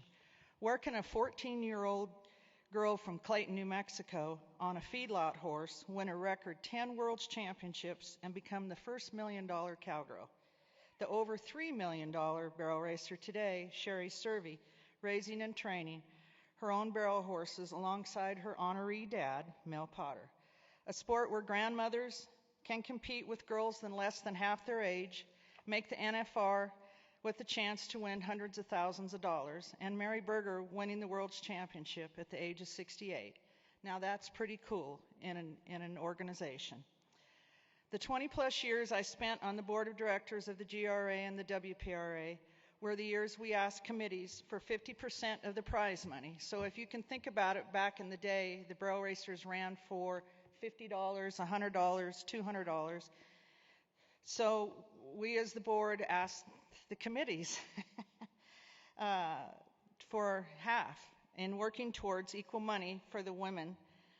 Those were trying times, as some committees jumped on board and equaled the prize money right away. But then there were some rodeos we lost for a couple of years.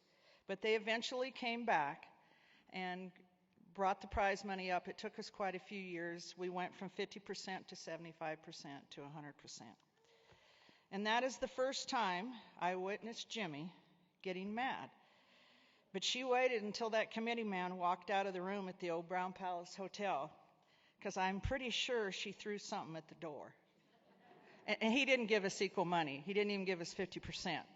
So But those were difficult years. The WPRA has come a long ways in 74 years. Those ladies in San Angelo would be proud of the sport today.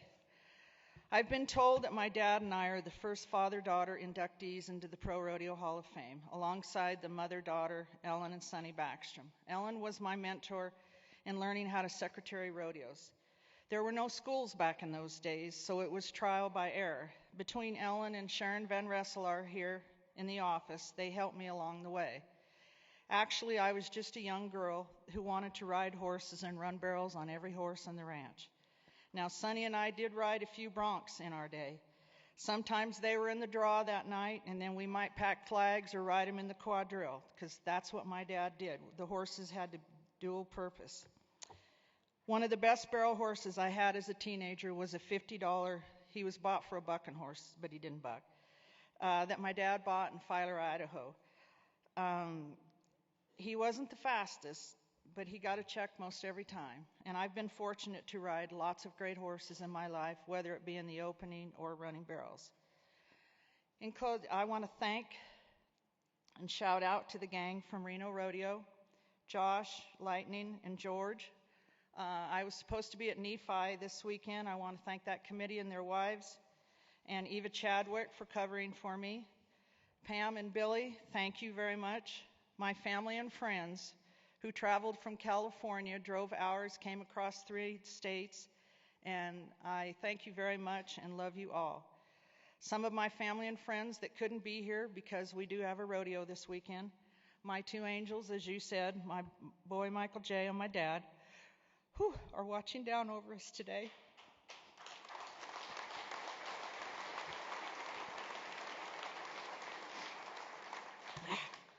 Like my dad said, I have $1 million worth of friends in this business.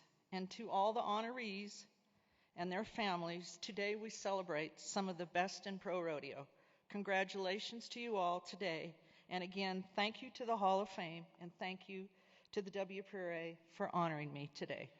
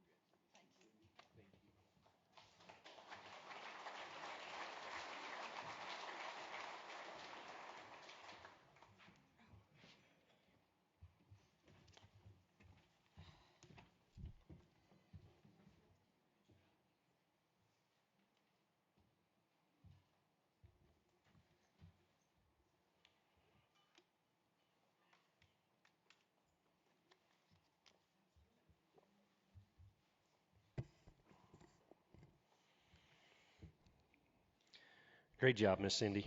Great job.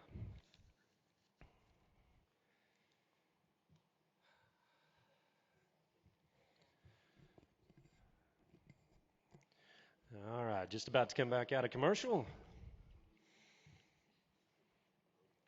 Welcome everybody back again on the Cowboy Channel, joining us live here in Colorado Springs at the Pro Rodeo Hall of Fame as we induct the class of 2022. Now it is time to go back to the livestock category to bring the second most decorated bucking horse in history to the Pro Rodeo Hall of Fame. And I love it when this man talks about the horses that he owns, and especially that he raises, because you can feel the passion in his voice. You can hear how much pride that he has for the stock contracting business that he owns.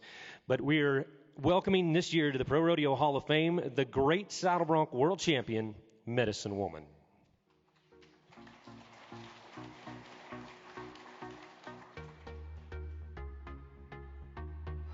That's not just some little old fun horse to ride. She brings it. Medicine Woman, a bay mare by Big Medicine, and out of the mare Showtime, is the second most decorated bucking horse to date. Only Descent has more titles. Born in Freedom, Oklahoma in 2003, this ranch-raised mare never had a bad day. She was consistent in style and strength, giving every cowboy that drew her an equal opportunity at a payday or a dip in the dirt. Everything you want to see in a bucking horse of the year. All right, Elshere. Whoa, my goodness. Her first national finals was in 2009 as a bareback horse. In 2010, Medicine Woman's specialty switched to saddle bronc riding, and she never looked back. Chosen 12 times for the national finals, she would take home the title of Best Saddle Bronc of the NFR in her first year in that event. She would claim that title again in 2015. No secrets, nothing. All right, Crawley. They've been 93 on this horse, 92 on this horse, and Jacobs, he's got her. Keep it up, Jacobs. Keep it up. Whoa! Medicine Woman is the only bronc to win the 5th go-around of the NFR with a 92-point score with Wade Sundell, and the 10th round of that same NFR with a 92-point ride by Coburn Bradshaw. The trips helped Sundell clinch the 2018 World Championship and Bradshaw win the NFR average title. This 4-time Saddle Bronc of the Year retired at the top of her career in 2020 after competing in her 12th national finals in Arlington, Texas. She entered the Frontier Rodeo breeding program and had her first colt on Mother's Day in 2021. Sadly, she would pass away in December of that same year. Medicine Woman is now a member of the ProRodeo Hall of Fame.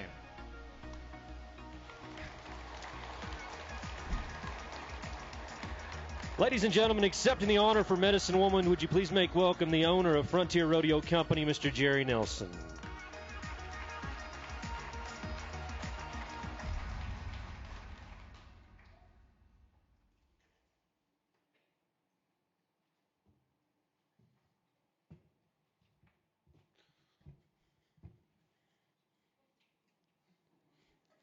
It's kind of weird for an old hippie in the oil field business from Beaumont, Texas to be standing in the Pro Rodeo Hall of Fame. Before I start this morning, the guy that should be up here giving this speech just dumped me in the grease this morning at breakfast, but Heath, I will get even with you. You know, as I sat there this morning and I look up on this wall, and it says, celebrating Pro Rodeo legends. And the first thing I want to do this morning is thank the Pro Rodeo legends. The Beutler family, the Rosser family, the Gays, Mel Potters, the Corcos, Bar HV, Harry Vole. Those guys to me set the bar in this business that always gave me something to work for, to challenge, because in my mind they're the legends in the stock contracting business. And I just want to thank those guys. Thank you, Benny, and thank you, family, for what you've done for the world of rodeo. Secondly, this morning, I got to thank my wife and my kids. I don't mind telling the world I've made a sack full of money the last 40 years. I've been blessed in the oil business. I just have. I mean, the good book says, to much who is entrusted, much is expected. And my wife Beverly of 46 years, my daughter Candace and her husband Chad, my son Bubba that's home running the oil field business, which here shortly he's going to be doing from now on, because I'm going to be playing with Heath up and down the roads. But I want to thank them because I took them to places as a young guy in the rodeo business and the amateur business. I mean, I took them to spots that the devil wouldn't want to go put on a rodeo. I untied 272 calves for Rudy Vela at the first rodeo I ever worked in Los Fresnos, Texas, and Fred Whitfield cussed me like I was a dog because I didn't untie his right. But as I stand here today, I've been to Colorado Springs 3 times in my life. The first time in 1997 when I flew here, and I went out to Pueblo, and I listened to Harry Vole talk me into giving about $20,000 a piece for 10 mares, that the youngest one was 19 years old. They didn't have any teeth in their mouth. And Harry's just promising me that I was getting a good deal. But we bought the horses. One of the horses, we got home, had a colt that next year, and happened to be a horse colt, a big medicine. And Harry told me 2 weeks after the colt was born, whatever you do, don't cut his head off. He said, because I'm telling you, Jerry, he's not going to buck. And I said, well, thank you very much, Harry. I give $20,000 for a mare, and I got a colt that's not going to buck.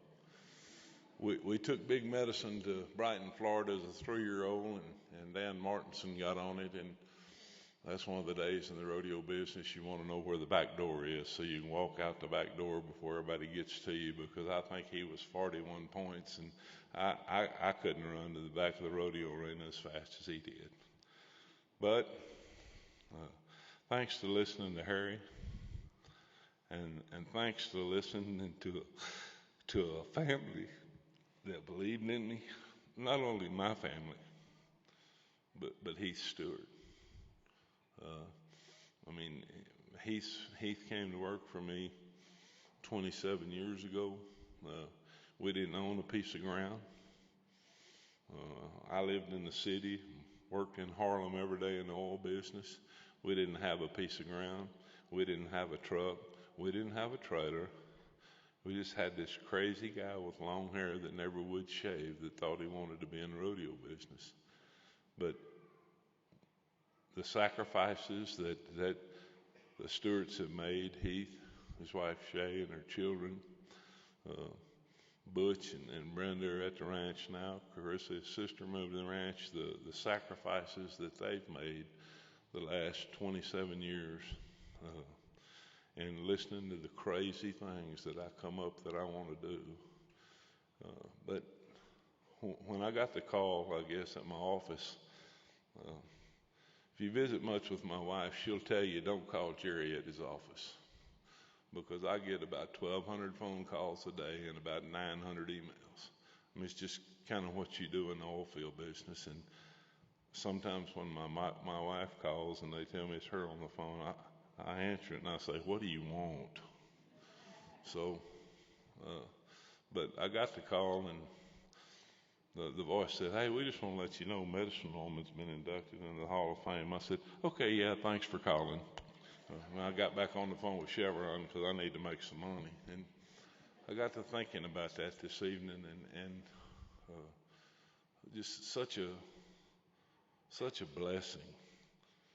I mean, it's just such a blessing that from Harry Bowles to Heath to the guys through the years that helped us, that sold us some mares, and Heath taking care of Medicine Woman and taking care of the mares and raising. It's just, you know, it's a one-time, you know. I'll tell the whole world. Next to probably the guy sitting right here in the front row, I think I own the best bucking horses in the world. It's okay. I can be arrogant, but Benny's got one or two. He's got one that's probably the most special bucking horse I've ever seen buck. But I want to thank all the cowboys that come to our rodeos. The one thing that I've learned is my job in the rodeo business, my first job in the rodeo business, I believe, is to raise what guys want to get on. It doesn't do me any good to buck everybody off. My second job is to work hard for my committees and where they make money. And basically my third job in this life is to please God. I'm 66 years old. I almost died 2 years ago with COVID. My brother died last year of COVID. And I'm blessed. I'm blessed. And I want to thank all the cowboys. I want to thank Tom and the whole office here at Colorado Springs for what they do for our World of Rodeo. I still wonder about Knowles moving from Florida to Colorado Springs, but I'll get over that. But today as a stock contractor, I believe we have more opportunities every day, that the opportunities keep growing and growing and growing and growing. What the Hall of Fame did last night, raising $250,000, is just amazing what you did. But I want to thank all of you for coming. Hopefully I'll get to come here again another time or two. If I don't, then I don't. But today is a special day for me, my wife, my kids, the Stewarts, and it's a special day for Medicine Woman. And I will say this too. Hopefully in about 3 years from now, you'll get to see 10 more Medicine Womans bucking on the truck.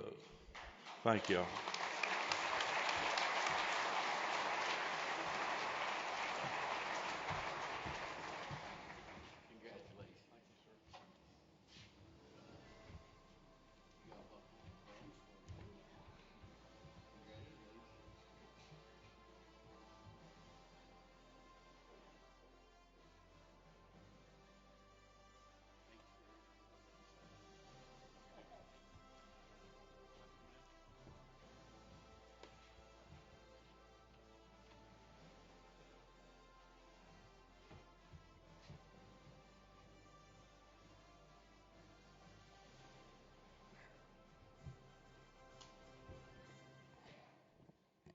You're supposed to be proud of the horses you raise, aren't you? You're supposed to be proud of them. And hats off to the great stock contracting firms that we have in Pro Rodeo, especially in the last couple of seasons. It just has been lights out. About 10 seconds away.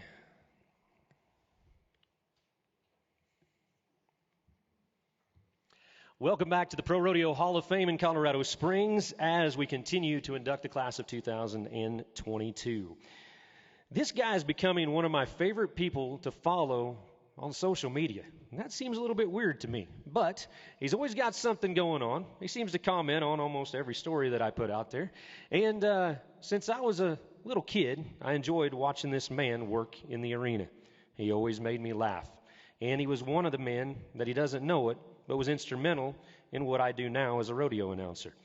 He encompasses a vast list of rodeo personnel and professionals that are into this Hall of Fame, and we are glad that this man finally will have his spot in the Pro Rodeo Hall of Fame. We bring to you a clown and a bullfighter, Mr. Rick Young.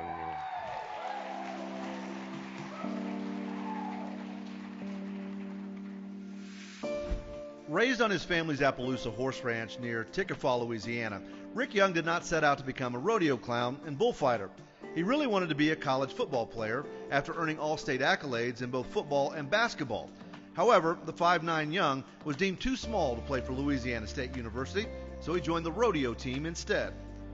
For LSU and later Southeastern Louisiana University, Young competed in bareback riding, bull riding, roping, and steer wrestling.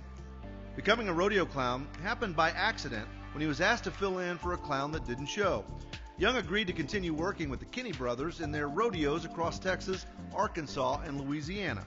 When they made the move to the professional ranks, by joining the Rodeo Cowboys Association, Young went with them. He later transferred to Rodeos Incorporated before becoming a free agent and booking his own shows. Young has worked rodeos from Florida to Connecticut, from Calgary to Hawaii. He prides himself on having covered all aspects of being a rodeo clown. He's fought some of the toughest bulls, been gored in the barrel, and constructed some of the best acts in the business. He's worked with broken ribs, a broken leg, broken jaw, stitches, and plenty of bruises. The Ragin' Cajun, or as he became later, the Agin' Cajun, has had one of the longest rodeo careers. He worked the Sykeston J.C. Boot Heel Rodeo for more than 50 years. He worked the National Finals Rodeo in 1974, the Dodge National Circuit Finals in 91 and 92, and the Wrangler Bullfights from 1980 through 1983. His skills won him the 1980 Clown of the Year Award and the Coors Man in the Can Award in 1991, 94, 96, and 97. He was inducted into the National Cowboy Hall of Fame in Oklahoma City in 2004. Please welcome Rick Young to the Pro Rodeo Hall of Fame. I'm excited to hear this speech. How about another roaring round of applause for the Ragin' Cajun himself, Rick Young. What an honor, I guarantee you. It's, you know, I've been working rodeos for 70 years, you know, and I come into this Hall of Fame and walked around and looked at the different exhibits in here, and all of my friends, and my friends, when you work rodeos as long as I am, and 88 years old, you know, the only downside of it is most of you people that's was responsible for me being here is passed away. And it's really, I work with some of the greatest bullfighters and rodeo clowns, barrel men, rodeo announcers in this world. And I wouldn't have missed this for anything, I guarantee you. And I just want to thank everybody for being my friends and laughing at my old corny jokes and all that kind of stuff. But I enjoyed every bit of it. And I got a few people, my granddaughters is here, and I really appreciate y'all coming, girls. And Robert Kahn, happy birthday, and thank you for your service, I guarantee you. He's it's really humbling experience. I've gotten calls from all over the United States from people I hadn't talked to in 50 or 60 years, you know, congratulating me. And I know I probably owe them all money. That's why they called, you know. But it's really something, I tell you. It's very humbling. And I got a few people I got to mention. Is Frank Rhodes. I mean, he's Benny Beutler. You know all about old Rodeo boy. I tell you what, we have laughed and cut up, and my little wife is a wonder we're still married. She wouldn't even let us go to the grocery store together, because we'd get in trouble every time. But there's a couple of people from Tickfall, Louisiana here I'd like to introduce. Is Bobby Smith and Zell Rice, two of the best friends I've got. And if it wouldn't be for them, I wouldn't be here today, because they did all the arrangements and everything, financially and the whole ball of wax. And they said, you're going to Colorado Springs. So here I am, folks, I guarantee you. But what a life I've had. What a road, man. I tell you what, I worked some of the best rodeos in the world, you know. And I'd like to mention all of them, but like I say, there's two of them I'd like to mention for sure. Is Jasper, Texas. I worked Jasper, Texas Lions Club Rodeo for 58 years in a row. And the other one is the Sikeston J.C. Boot Hill Rodeo out of Sikeston, Missouri. That's where I retired at. I worked it for 60 years in a row.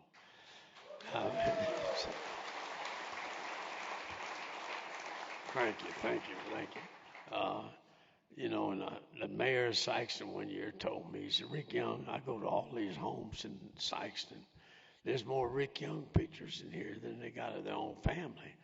I said, well, Mayor, I've been coming here 60 years. I am the family, you know.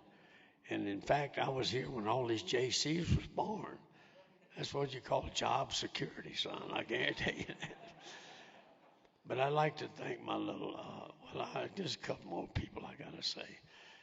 James Pierce, thank you, man, for being my friend. I tell you what, he's a little Cajun down in Thibodaux, Louisiana, you know. And Bubbles, the boy that traveled with me 30 years. I did all the driving. He just held on the steering wheel, you know. I got to tell you a deal about old Bubbles.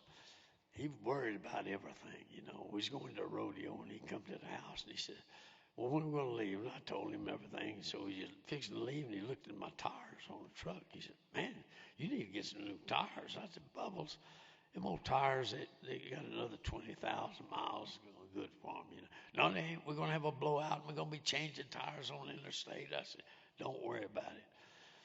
So we go to the rodeo. And next morning, wake up, we had to be at the arena at 6:30 to go to radio and everything. And so he goes over to the bathroom. I was clowning with Rudy Burns. I said, Rudy, go in there and get that 22 pistol.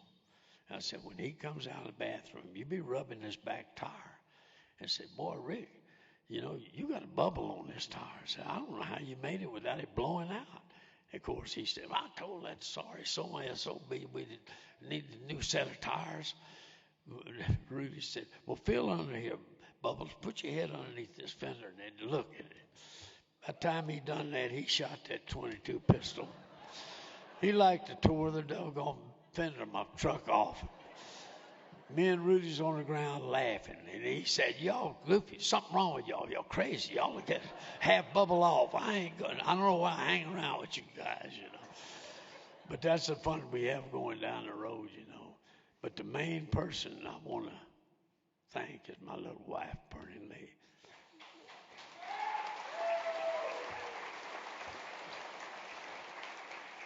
I've been married 49 years to that woman. I guarantee you, she's the brunt of all my jokes. So the other day, she was up on a chair putting dishes in the cabinet. And I can't think of the singer's name, but he was singing, These Eyes Are Made Only for Charlie Pride. These eyes are made only for you. So I went in there, and she's up on this chair. I said, baby, we've been married 49 years. I've kept you up on a pedestal all that time, you know. And I said, I've just been wanting to tell you something. She said, what? I said, these eyes are made only for you. Are you drunk? Have you been drinking? I said, baby, I'm being romantic. She said, Rick Young ain't a romantic bone in your body. I'll tell you that right. So every night we drink a little glass of red wine. So she bought a new bottle, and we went out, and she said, let's go out on the porch. She poured 2 glasses, but she took that wine out with her. So I said, boy, look at here. We drank that whole bottle of wine. The last 2 glasses, she poured it, and she held it up, and she said, you know, I love you. I said, baby, is that you talking to the wine? She said, I'm talking to the wine. Now,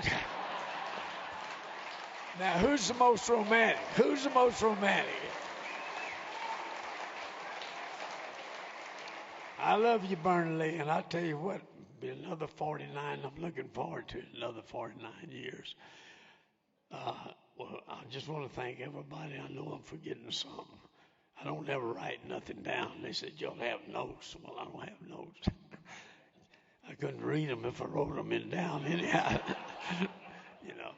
So I just want to tell, at the ending, I want to tell you, James Pierce, this is for you. The old Frenchman says, when you love life, it'll love you back. And all I got to say is, laissez-les bon temps rouler. Let the good times roll, baby. We're going to have a good time, so I hope y'all do too. Thank you. Appreciate you.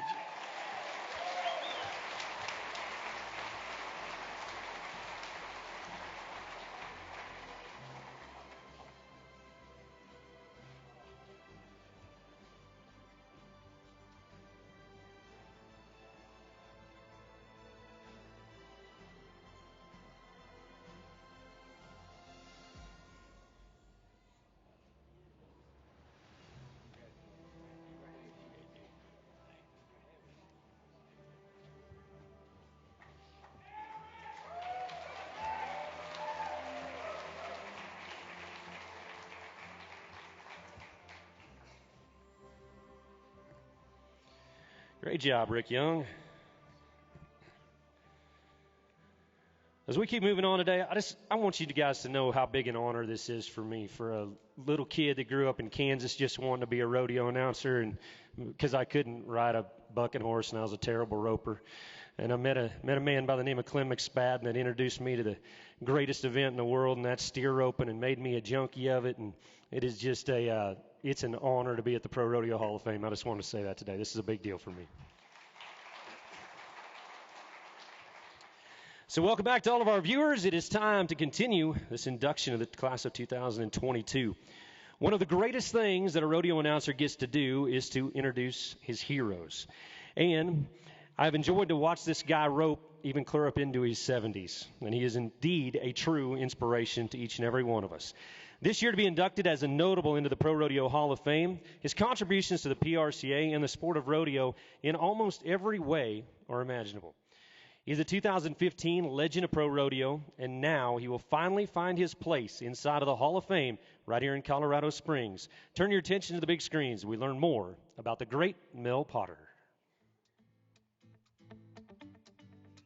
It's a long way from the cranberry bogs of Wisconsin to the roping arenas of Arizona, but Mel Potter has found a way to make it work. Potter's grandfather established his Wisconsin cranberry bog in 1880, and it's now one of the largest ocean spray cooperative bogs in the country. Potter would have stayed in Wisconsin if his asthma had not forced his family to seek a drier location. Potter's mother took him to the Fiesta de los Vaqueros when he was 9, near their new home in Arizona. After a quick trip to the Western store, Potter soon had a rope and was setting up a makeshift arena to practice roping goats. He entered his first competition at the age of 16. He competed in junior rodeo for his Tucson High School and continued his rodeo career with the University of Arizona. Potter won the all-around college championship in 1954, 56, and 57. This career that started in 1951 continued for over 6 decades. Potter's last trip to the Great Lakes Circuit Finals was in 2010 at the age of 75. He's won some of the most prestigious rodeos in the game, including the Calgary Stampede, La Fiesta de los Vaqueros, the Phoenix JC's Rodeo of Rodeos, the National Western Stock Show, and the El Dorado Days twice. The last prize money he won was as a team roping header at the age of 80. Potter has competed in the steer wrestling, tie-down roping, steer roping, and team roping. He's the only person to have competed at the first National Finals Rodeo in 1959 and is still carrying an active PRCA membership card. In the 1960s, Potter started Rodeos Incorporated, a stock contracting company based in Rochester, Minnesota. His goal was to produce more Midwest rodeos. Along with partners Jack Brainerd and John Snow, Rodeos Inc. claimed 4 consecutive Saddle Bronc of the National Finals titles, T-Trader in 1966, Sheep Mountain in 1967, and Major Reno in 1968 and 69. Since 1973, Potter and his wife Wendy have raised quarter horses on their ranch in Arizona. This ranch has produced some of the top timed event horses in the country, including daughter Sherry Servy's barrel horse, Stingray. Potter has served on both the PRCA Board of Directors and has acted as the Arizona High School Rodeo National Director. He was inducted into the Cheyenne Frontier Days Hall of Fame in 2003, the Cowboy Hall of Fame in 2005, and was awarded the prestigious Ben Johnson Memorial Award that same year. In 2015, Potter was named a Legend of Pro Rodeo at the Pro Rodeo Hall of Fame Gala in Las Vegas, Nevada. In 2021, he received the Western Heritage Wrangler Award from the National Cowboy and Western Heritage Center. Please welcome Mel Potter to the Pro Rodeo Hall of Fame.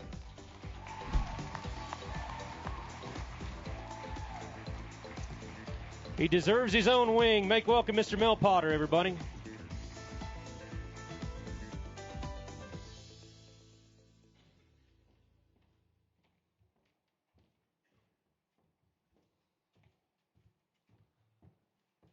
Well, this is quite an honor. Something I never expected. Not sure I deserve, but it's been I don't know, I can't say it was my living. It was more like my hobby. When I was a kid, my mother took me to the Tucson Rodeo when I was 9 years old. I don't know, that might have ruined my life or made it a wonderful experience. I started trying to learn to rope by just watching those people at the rodeo, and I built a little arena out of chicken wire and pallets. My parents had a patio wall that was one side of my arena, and those pallets and stuff was the other side.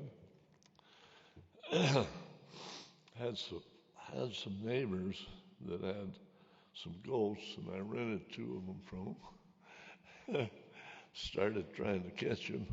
Spent more time out in the desert trying to catch them because they got out of my arena. But anyway, I had some help from some. Jess Goodspeed really helped me. I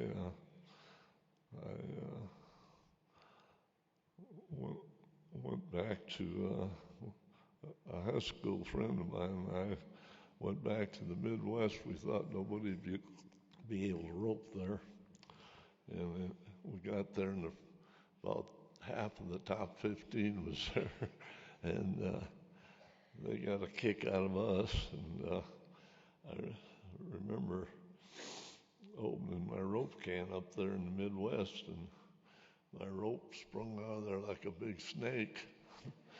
I'd never been where you had to warm your rope up to be able to use it. But anyway,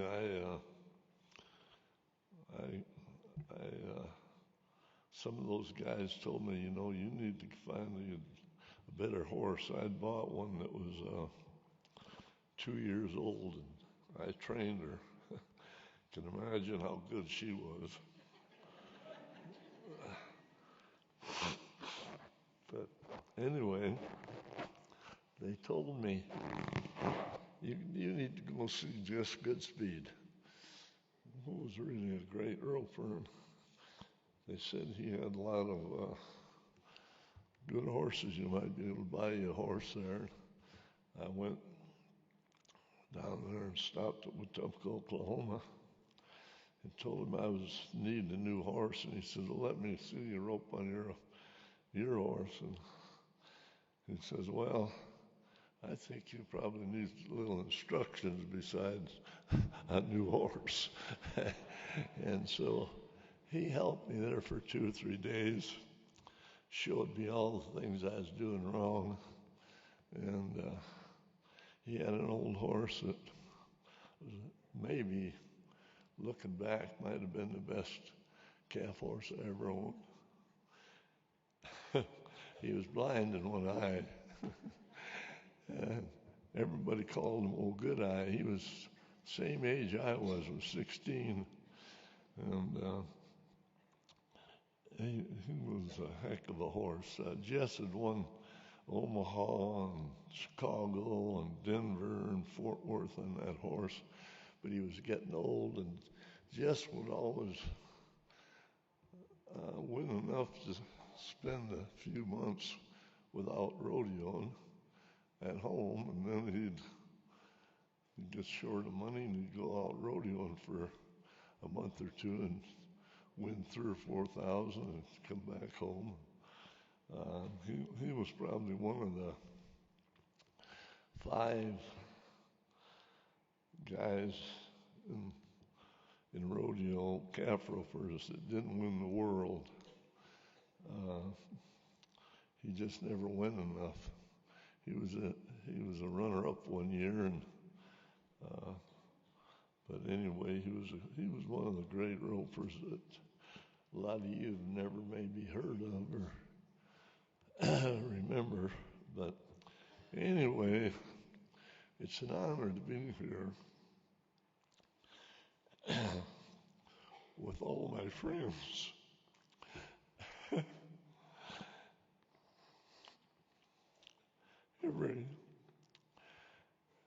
Every one of the people, men and women, going in here today are good friends of mine. I've known them all, their families, and that's what, to me, has been the greatest thing about rodeo is all the people I got to know, became friends with.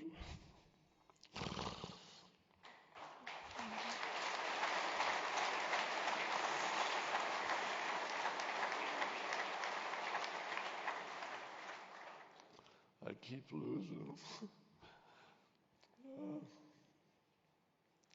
Cindy's dad was a great friend of mine.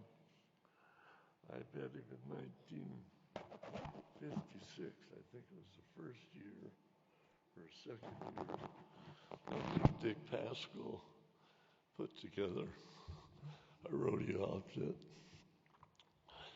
And known and been a great friend of his all this time.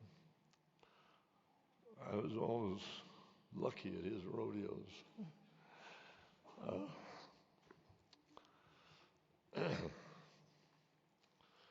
We lost him here a month or so ago, and hasta la vista, mi bueno amigo.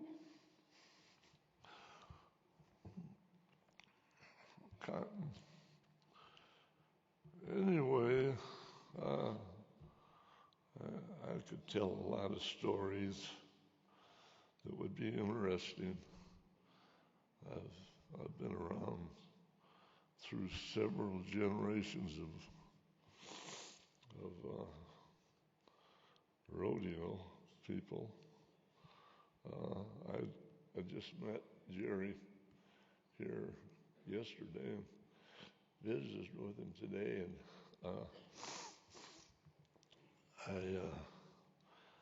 I told him a story, and I might repeat it here.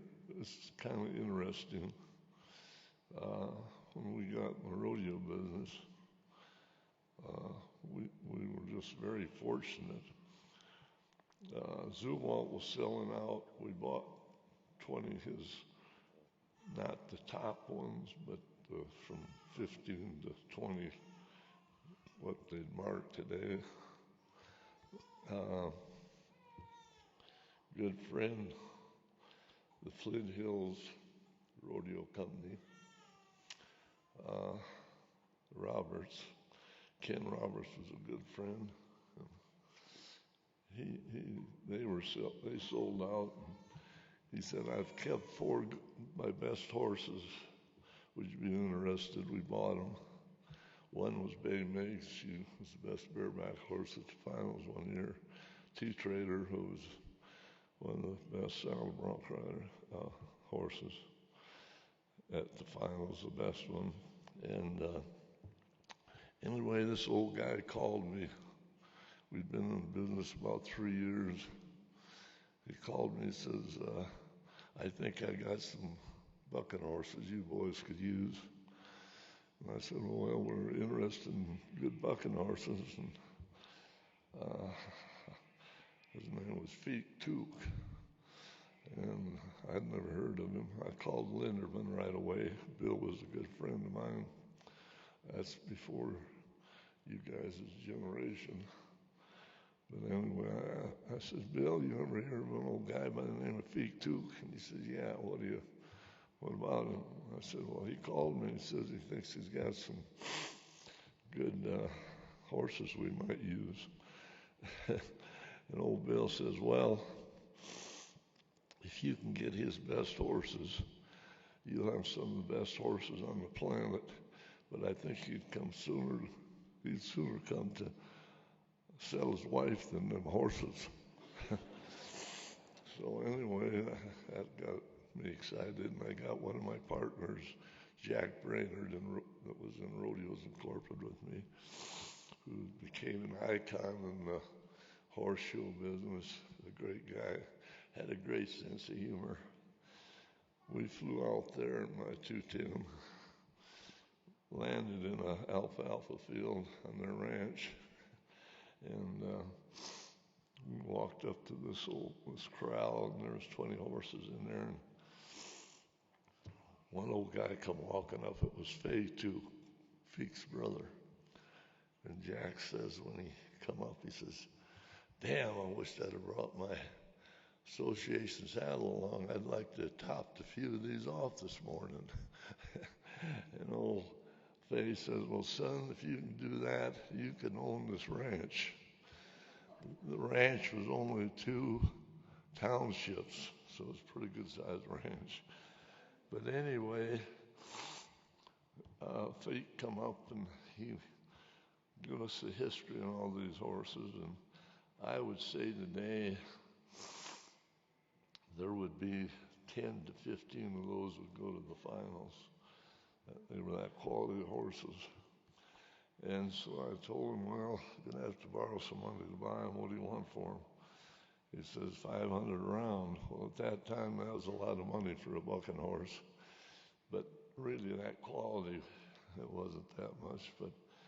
And I know all the, the Butlers and the Knights and the Steiners and all of them would have bought them in the New York Minute. And anyway, I says, well, I'm going to borrow some money. He says, son, you just give me what you can now and pay me for the rest when you get it. He says, you're going to get the kind of rodeos you can pay for with these horses. Well, we did. We got a number of rodeos the next year, bigger ones, some of the state fairs up there in the Midwest. And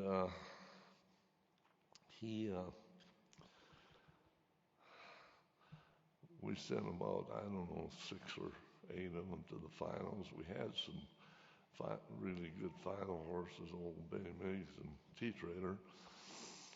But anyway, we sent those horses. Some of them was his. And the next year, we got a lot of better rodeos. And about July, we were just about to put on the Iowa State Fair rodeo, and he called me and he says, I got another load on the way for you. I said, damn, we haven't even paid for that first load. I think we still owed him 1,000 or 2. And he says, well, I'm going to let you have these cheaper. They're younger. Some of them might quit, but I'm only going to ask 300 for them. So they were already on the way, couldn't back out. Anyway, at Iowa State Fair rodeo, I remember 2 things.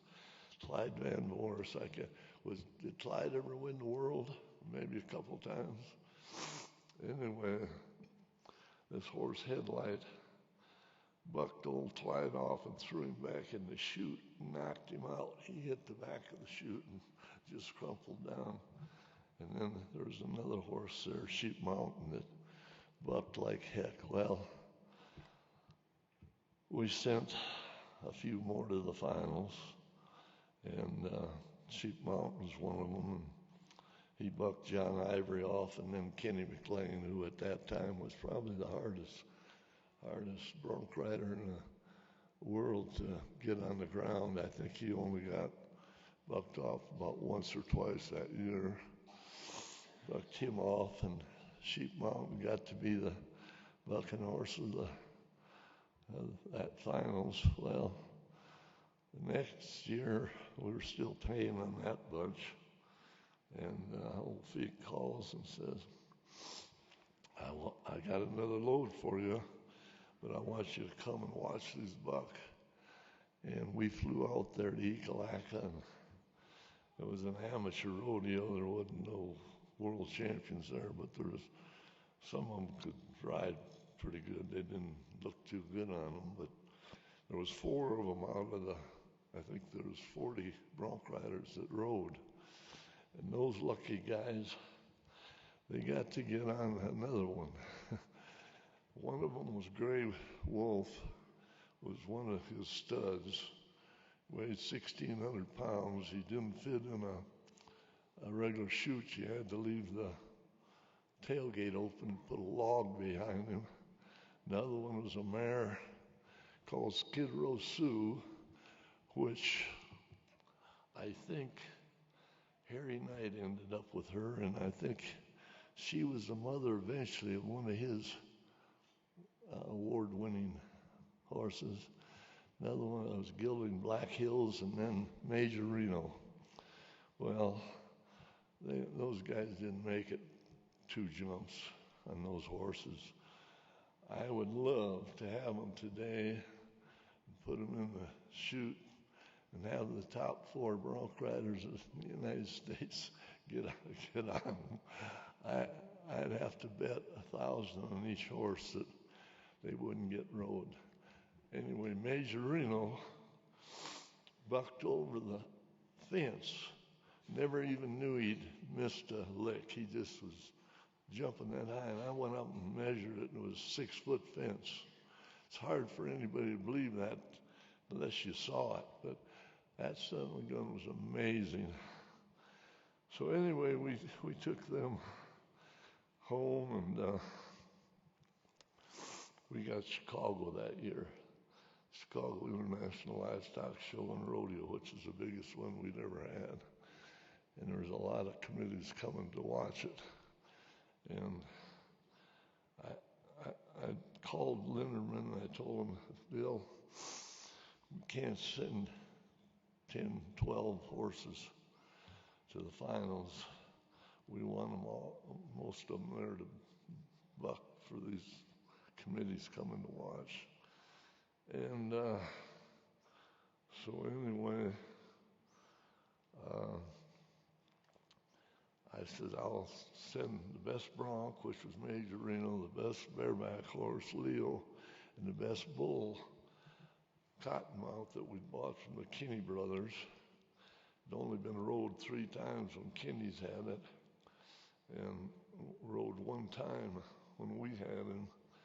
It was George Paul. I don't know whether any of you remember George Paul, but he was probably I'd almost have to say there's some great bull riders around today, but he only got bucked off, I think it was 2 bulls in the whole year. He won the world. He got killed in an airplane crash. That next year, I think he'd have won it. I don't know. It would still be winning it. But anyway, those 3 went down to the finals, and I thought, doggone, let's send old Feek too. He'd never been to the finals. One of his horses was the best horse the year before in the Bronx. That's when they gave the plaques out and stuff. Had an extra plaque made for him. And so we go down there, and old Feek calls me. He says, old Major stood in there like an old milk cow. And he says, when they opened that gate, I don't know if that boy knew he was in Oklahoma City or New York City. He says it took him 5 seconds to land. He's already got the plaque for next year's first name on it. And he was all excited. We were too. About 4 days later, he calls and he's almost crying. I says, what's the matter? And he says, well, Major drew up in the re-rise in the ranked pen at the end, and they got a buck twice to be able to win the deal. And I says, well, nothing we can do about it, Feek. We'll get them next year, or something could happen to the horse or something that in that last pen. And anyway, what happened, Mayhem, our old buddy Mayhem, horse, I don't know, he couldn't remember what happened to his horse, but anyway, he had to draw a re-ride and draw Major Reno. And all Larry had to do was to ride that horse to win the Saddle Bronx. And he was going to look up and see it might have been winning the world. Well, old Major bucked him off like he bucked everybody off. At that time, I don't think there was a bronc rider in the world could ride him. I mean, he jumped that high in the air, kicking straight over his head and turning back. Didn't go 20 foot out in the arena. Anyway, Feek goes out there to pick up the plaques and stuff for Sheep Mountain and Bay Maize, and rode out of the arena and dropped over dead. We couldn't believe it. I almost felt like we were responsible. His son called. By that time, we were real close to that family. He called me and says, don't even Don't even think that. He's never been happier than in his whole life than when he was getting that plaque. And so the rest of the story is he won the Saddlebrook of the finals that year. It hoot his old man draw for his first one, and the next year, Major Reno, same results, bucked him off. Larry's a great guy. He's probably one of the, I think, one of the greatest ambassadors for rodeo there's been. And he used to see me coming up, and he'd go to shaking his head, and he'd say, "You old son of a buck, I fell off that high-loping horse of yours and made you famous." But anyway, I certainly appreciate this honor and all the people in rodeo that I've met and become friends with. Thank you.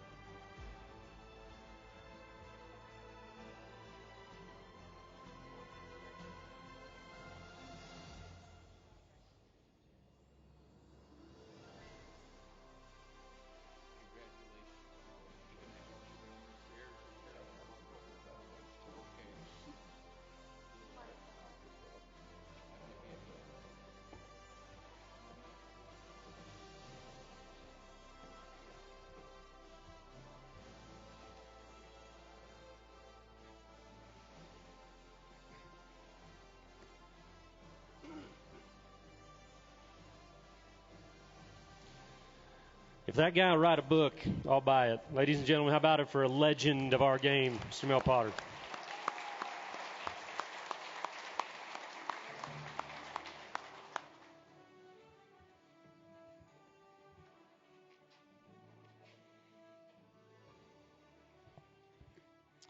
Well, welcome to our viewers again on the Cowboy Channel. This is the Pro Rodeo Hall of Fame inductions as we're inducting the class of 2022. Now let's move on to the bareback riding category. And a man that has literally worked tirelessly throughout his life, not only at his event, but to help promote the sport of rodeo. We bring to you to the Hall of Fame a 15-time National Finals Rodeo qualifier and a 4-time bareback riding world champion, Mr. Bobby Mote. Let's learn more about this world champion. Bobby Mote's parents would have preferred that he went into raising and training cutting horses, but bareback riding captured his attention. Mote's first bareback ride was at 15, using a riggin he bought for $60 in the school cafeteria. And the rest, as they say, is history. The 6'1", lanky, tall cowboy started riding professionally in 1996, but waited until 2000 to make it a full-time career.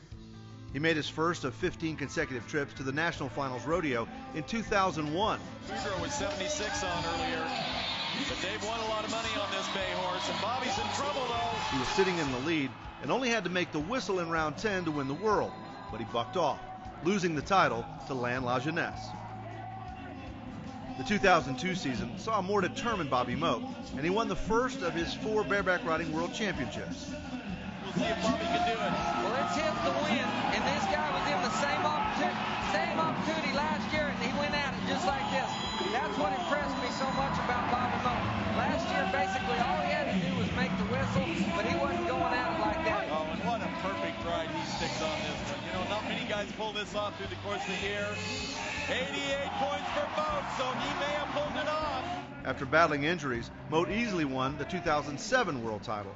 And in a twist of fate, he clinched the 2009 world title and the NFR average in the 10th round with an 88.5-point ride. Okay, the markout's important. This horse isn't easy, but Bobby Mote is so strong. He wants to win this all the way. Remember last year, he missed the horse out. Probably cost him winning the world a year ago, but I think he's okay tonight.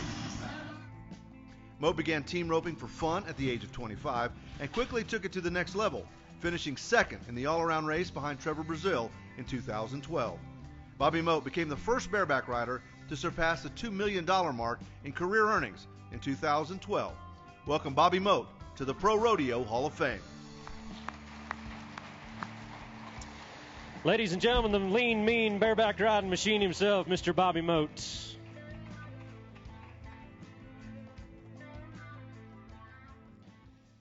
Boy, those videos stir up some memories. I asked Trevor if he'd printed out his speech so he could stay on point and keep from crying, and he said that is why he did it, but I think that both of us are probably going to go off script. This means a ton. When I consider all the great cowboys who have been inducted to this Pro Rodeo Hall of Fame, it's an honor to know that today I stand before you, just a skinny, uncoordinated kid from Oregon that now today is getting honored to be join the most elite class in rodeo. There's 21 bareback riders who are enshrined here, and I've been honored to get to know a lot of them. A lot of them have helped me. You know, these are the guys that when you're rodeoing, the guys that you look up to. You look at, everybody who's a pro, who's been somewhere that you haven't, you look up to and you idolize. And a lot of these guys that are in this hall are responsible for some of my success. Like, start out with 91 world champion Clint Corey. When I started, I went to one of the schools. I didn't have enough money to pay for the $350 tuition, but I did some trading around, and somebody paid for me to go. And he helped me a lot with my bareback riding, and then I got to know him a little bit as I got to rodeo around the Columbia River circuit, and worked up the courage to ask him if I could start rodeoing with him, because it was evident to me that if you wanted to be one of the best guys, you had to be around the best guys. And so Clint was good enough to agree and let me rodeo with him. He said under one condition, that I drove. So I went and bought a van, and I drove. I also worked on the van a lot because it broke down. But I was pretty rough around the edges when Clint started helping me. He knew that I had probably the determination and the grit to do it, but I lacked in some other areas, and thankfully Clint helped me. He helped me with my ride and helped me with my attitude. I had never been around a more positive, upbeat guy, and I learned a lot from him. Clint was a winner, and he taught me how to think like a winner. And one of the first years that I rodeoed with Clint, he introduced me to Lewis Field. And I got to know Lewis, and he was picking up a lot at the time. And one day in 2001, sort of out of the blue, Louis called me. Opened my flip phone up. He said that he'd seen me riding and said I was riding good. And he believed that would be the first year that I'd make the NFR, which, when you get a call from somebody like that, that's a big deal. And, and I tell people this all the time, a lot of times the thing that's most important, the thing that stands between people achieving the success that they want to achieve, is just that they believe. And when somebody like that calls you and tells you that they believe that you can make it, it goes a long ways. His son, Casey, now has 6 world championships. He also inspired me to be better, challenged me, and he'll be in here with his dad one of these days, I'm sure, soon. Later that same year, I met 5-time world champion Joe Alexander. He judged the benefit that they had for Kent Cooper up in Twin Falls, Idaho. A bunch of the Garretts, a bunch of the good guys right then were riding there. And Joe was judging. And so at the end of it worked out that I won, and I got to meet Joe. And so to me, that sort of helped to affirm what Louis had told me. One of the only times I got to meet him, but it was a huge honor. And when a guy like that says that you rode good and then lets you win, Another tremendous confidence booster. Marvin Garrett, who I spoke of, was a 4-time world champion. And the cool thing about rodeo is you spend so much time with these guys off on the side. You do in the arena, but then, in your downtime, you get to hang out with them and stuff, and you get to see who they really are. He was another guy that was just a tremendous mentor, I think, and he treated everybody the same, with the same respect, the same class. He was loose and cool no matter what the situation was, and his accolades speak for themselves, but he was just an amazing guy and somebody that I was lucky to get the chance to rodeo around. One summer I got to travel with 1990 world champion Chuck Logue, and I was just sort of coming off some injuries and stuff, and so that's why I was split up from my traveling group, and got to go to some rodeos with Chuck, and always looked up to him. He was one of the best guys, and all the rode rank horses better than anybody did. And we were driving one night, and he made the comment to me and said, we were talking about our rides, and he says, "Well, you made a good ride for most guys, but not for you." And he just said that you should expect more from yourself, and he saw that in me. And so, when he said anything less than your best isn't good enough, that resonated with me. He was, one of the toughest, most no excuses cowboys ever, and so that type of encouragement went a long ways from that guy. 1976 was the year that I was born. It was also the year that Chris Ledoux won the world championship. I didn't know him, but his music is why I chose to ride bareback horses. I listened to his tapes over and over, listened to him sing about how great rodeo was, how fun it was riding bucking horses and traveling around. And so at some point I'd more or less brainwash myself into this path. And so, getting the chance to be around rodeo and experience some of the things that he sang about was special. One year at San Antonio, he was getting ready to do a concert after the performance, and I saw him in the locker room, and he was visiting with a bunch of the older guys that he knew, and I wanted to go over there and introduce myself and tell him what his music meant to me, and I was a little bit too shy at the time. And then the next year we lost him, and so I'll always regret not going and introducing myself and thanking him for his contribution, because I know that I'm not alone, and that there were a lot of people that probably chose rodeo or chose to ride bareback horses because of Chris Ledoux's music. He's another guy that's enshrined here at this Hall of Fame. And so another, area of great support, that it's hard to just pick one story or one person in particular, but the fans of rodeo are special to us. And one time in particular, I was pulling into a rodeo in Idaho, and I was running a little bit late, and the alternator was going out on my pickup, and so you got all the electrical stuff turned off, and you're just trying to coast in there. Well, then finally the batteries and everything died right about the time I'm pulling in the rodeo grounds. Well, this guy, a local guy, he was a rodeo fan, and he was there to watch the rodeo. It was clean clothes and everything else, and he saw that I was broke down. He comes up and he says, "Well, what's the problem?" I said, "Well, my alternator went out. They're fixing to start the bareback ride, and I got to be somewhere tomorrow morning." Well, so he goes to the auto parts store, buys an alternator, gets under the hood and fixes my truck while I'm riding. That's the kind of thing that you'll only see in rodeo. You won't see that anywhere else. He didn't do it for any other reason other than he wanted to help. And so I'd love to thank the fans.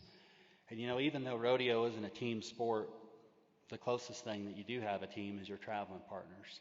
And Proverbs 27:17 says, "As iron sharpens iron, so one person sharpens another." And I always knew that I needed to be surrounded by the best guys who, we would feed off of each other. And I was fortunate enough to have Jason Havens and Ryan Gray as two of my longtime traveling partners. We had a blast. Every day we traveled together. We challenged each other. We helped each other when we needed it.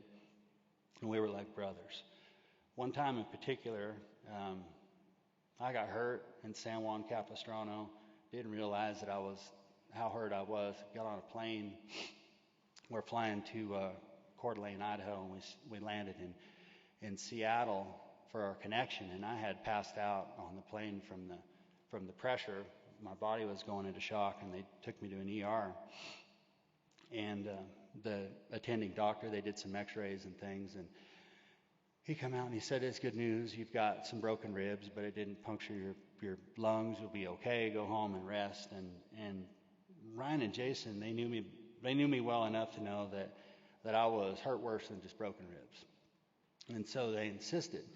And the doctor's like, "I'm the doctor, I know." And so it was late at night by now, and so they called Tandy Freeman on the phone and woke him up and said, "Tandy, we need you to talk to the doctor." So I remember it pretty vividly. The doctor takes the phone like, "Who am I talking to?" Pretty quick, he shut up. And Tandy went on to tell him whatever he told him, and as soon as he hung up the phone, people started scurrying around doing stuff. Well, they did a CAT scan, and they realized that my pancreas was split in two, and my organs were digesting themselves from the inside out, and I wouldn't have made it through the night. And so, just as one example, had Ryan and Jason not been insistent, had not been my friends, had not stuck with me, then I sure wouldn't be standing here.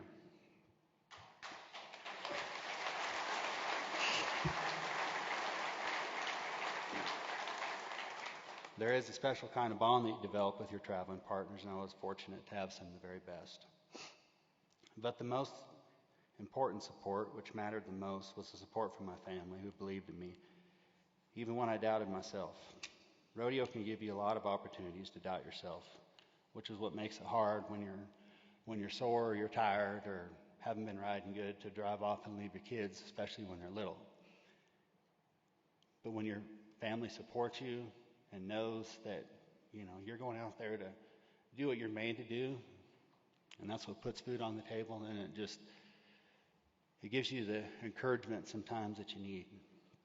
It doesn't matter who you are. Everybody who's in here has experienced the ups and downs of the sport and knows that you have the opportunity for doubt. And we don't have coaches. We're not like professional pitchers where we have head coaches or anything like that. If we're so fortunate as to have a wife,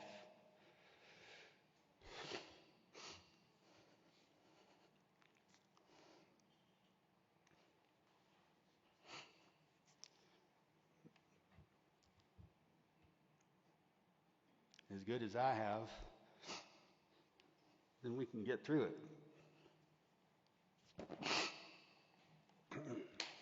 My wife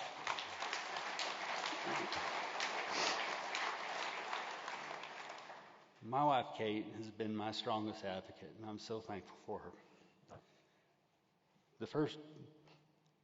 During the opening video, they said that I joined in 97 and I didn't start going full-time till 2000. I just didn't start making money till 2000. Till then, we just did whatever. Rode colts, built fence, cut firewood. At one point, she had 3 jobs. So then, when you go off and you go rodeo and you wouldn't win, and you call home, it mattered. But she'd be my counselor. When I'd call home frustrated, she'd encourage me. When I come home hurt, she'd nurse me back. And because she believed I could win and she loved me. She supported me at every turn, and I'm super grateful for that. But it wasn't all bad times.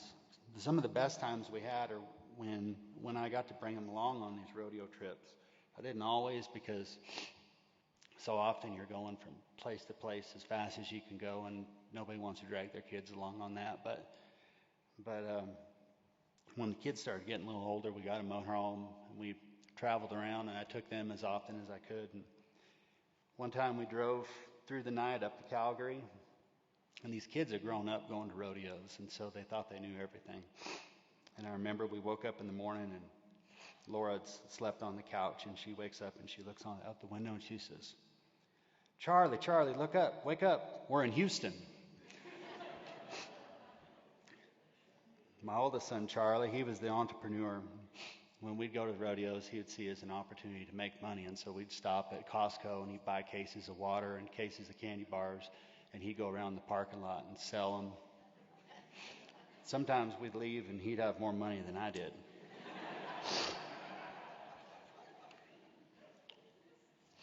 Trey, he was the calf scramble champ.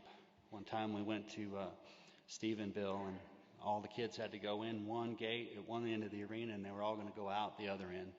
And there was probably 200 kids lined up. It was crazy. They gave a bicycle to win the calf scramble. Usually it's a chip for a Dairy Queen sundae or $5 or something. This was a bike, and Trey wanted it. So I said, Trey, where are we going to meet up? How am I going to find out where you're at when this is over? He said, it'll be easy. He said, I'll be the kid with the bike. And he got the bike. He got the bike, and I think that, that's just an example of some of the lessons that your kids get to learn traveling around rodeo. He learned confidence, and he'd prepared because he'd entered like 17 calf scrambles before then too. So we got to go to so many places and know so many people, all of which wouldn't have happened without rodeo. God has strategically put the right people in my life at the right time, all the way through. When I look back over the course of my life to this point, and I'm young comparatively to a lot of the people who are in this hall, and so I get to enjoy knowing that I've Hall of Fame cowboy for a long time. But I've been blessed. I've been blessed to have the chance to be a cowboy. I've been blessed to be surrounded with the right people who care about me and have helped me, and people who've prayed for me. And I'm certain that someday we'll know how many prayers were sent up for me and from all my family. Yet I know it without a doubt. That's why I'm standing here today. I'm grateful for this honor today. Thank you to ProRodeo. Thank you to the ProRodeo Hall of Fame. The future of this sport is ours. It's ours to shape. It's ours to mold. And going forward, I am committed to do my part to ensure that rodeo continues to grow, with hope that others may be so fortunate but to experience all that this great sport has to offer. God bless all of you, and God bless rodeo.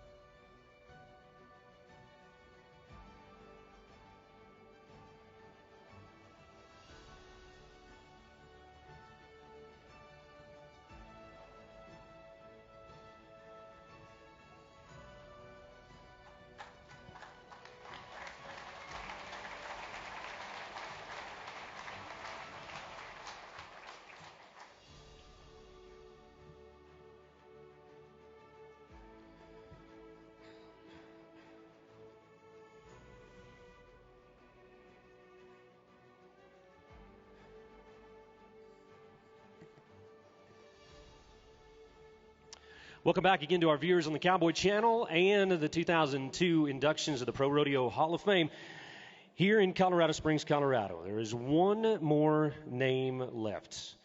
And with 26 world titles, our last inductee this morning is honored in the all-around cowboy category. He's the greatest rodeo champion of all time. He's also been a mentor to a lot of people. He's been a great dad, and he's been a guy that, boy, we've loved to watch the story unfold of the greatest cowboy of all time, the one and only Trevor Brazile.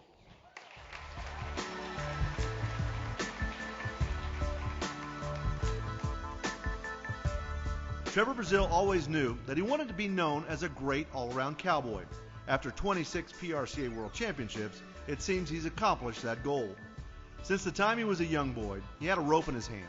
He practiced at every opportunity. He even roped the babysitter's cat. In 1996, he broke into the professional ranks by winning the Steer Roping Rookie of the Year. It would take a few more years to win the elusive all-around title, but once he did, there was no stopping him. In 2002, the all-around title came down to the last go-around. Brazile had to rope his calf to win the title. Come on, Trev, put it on him. Show him, show him, show him. The next season, he outpaced his competition and easily won number 2. It seemed there was no stopping Brazile when he won number 3 in 2004. But in 2005, he was edged out by Ryan Jarrett. He would learn from that loss and came back to win 10 consecutive all-around world championships. During that time, he also won 2 Triple Crowns. In 2007, he won the all-around, the tie-down, and the steer roping world championships.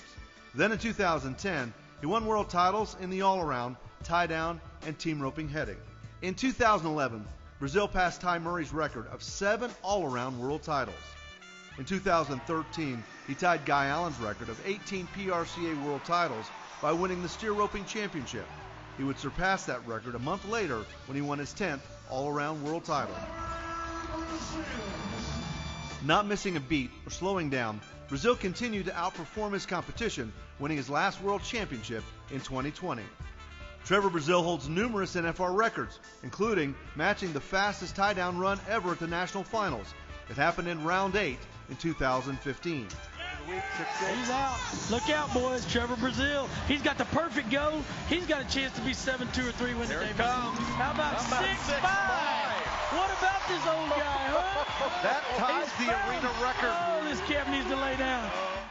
Along with Pro Rodeo Hall of Famer Dale Smith, Brazile is the only other cowboy to qualify for the NFR in 4 events: tie-down roping, steer roping, team roping heading, and team roping heeling. He is currently the only cowboy to surpass the $7 million mark in career earnings. He was inducted into the Texas Cowboy Hall of Fame in 2008 and the Texas Sports Hall of Fame in 2016.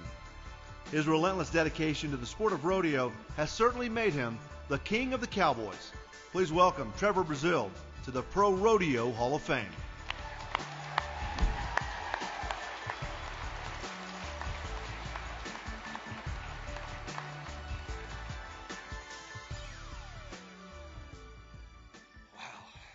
I was hoping there was a few more inductees. My favorite part about watching that video, well, I got a few favorite parts, was Joe B setting me in at 7'2" on that 6'5". You missed that one, Joe. And the only thing is I was going to have to tell my kids when we get out of here what my wife was holding up that in her hand trying to video on the first year. That wasn't an iPhone. That's how we used to get those things.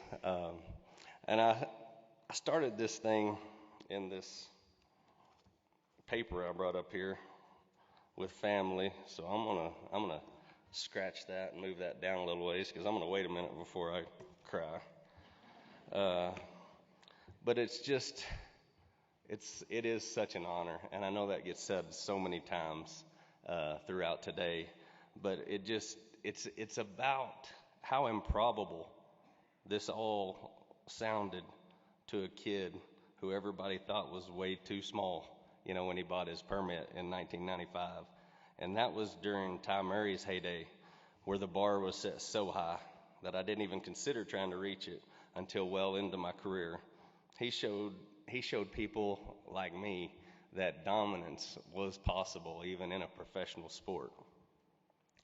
And long before Sherry Serby was the world champion that she is today, me and her were watching our dads underneath the bleachers at rodeos like Cheyenne. And just to give you a glimpse of how deep these roots run, I watched Mel, I watched Bob, and like I say, me and Sherry grew up in, I believe, the greatest environment that a kid could grow up in this Western industry. And it's so humbling because, and I mean it from the bottom of my heart, a true cowboy was all I ever wanted to be. I wanted to be able to make a living with a rope, because to me that was making it.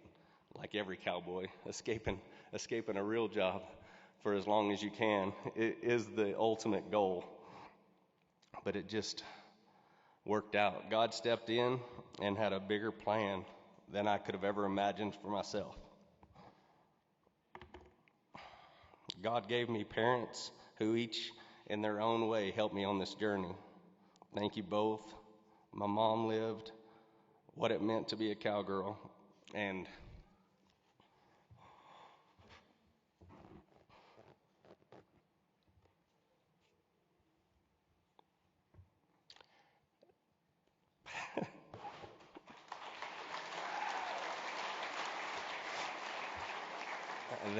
that example still guides me today.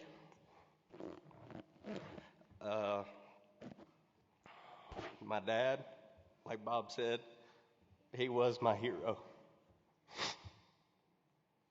He taught me to rope, and he did everything, in his power to see that I was successful. He introduced me to a guy named Roy Cooper. I went to one of Super Looper schools when I was 9 or 10. I don't even remember. But that helped change the course of my life. From then on, years later, I was in college.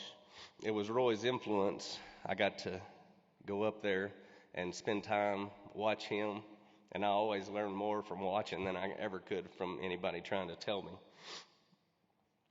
But it was his influence that pushed me in myself. It doesn't matter if you have the talent or not. If you don't believe you have it, it doesn't do you any good. And living with Roy did that for me.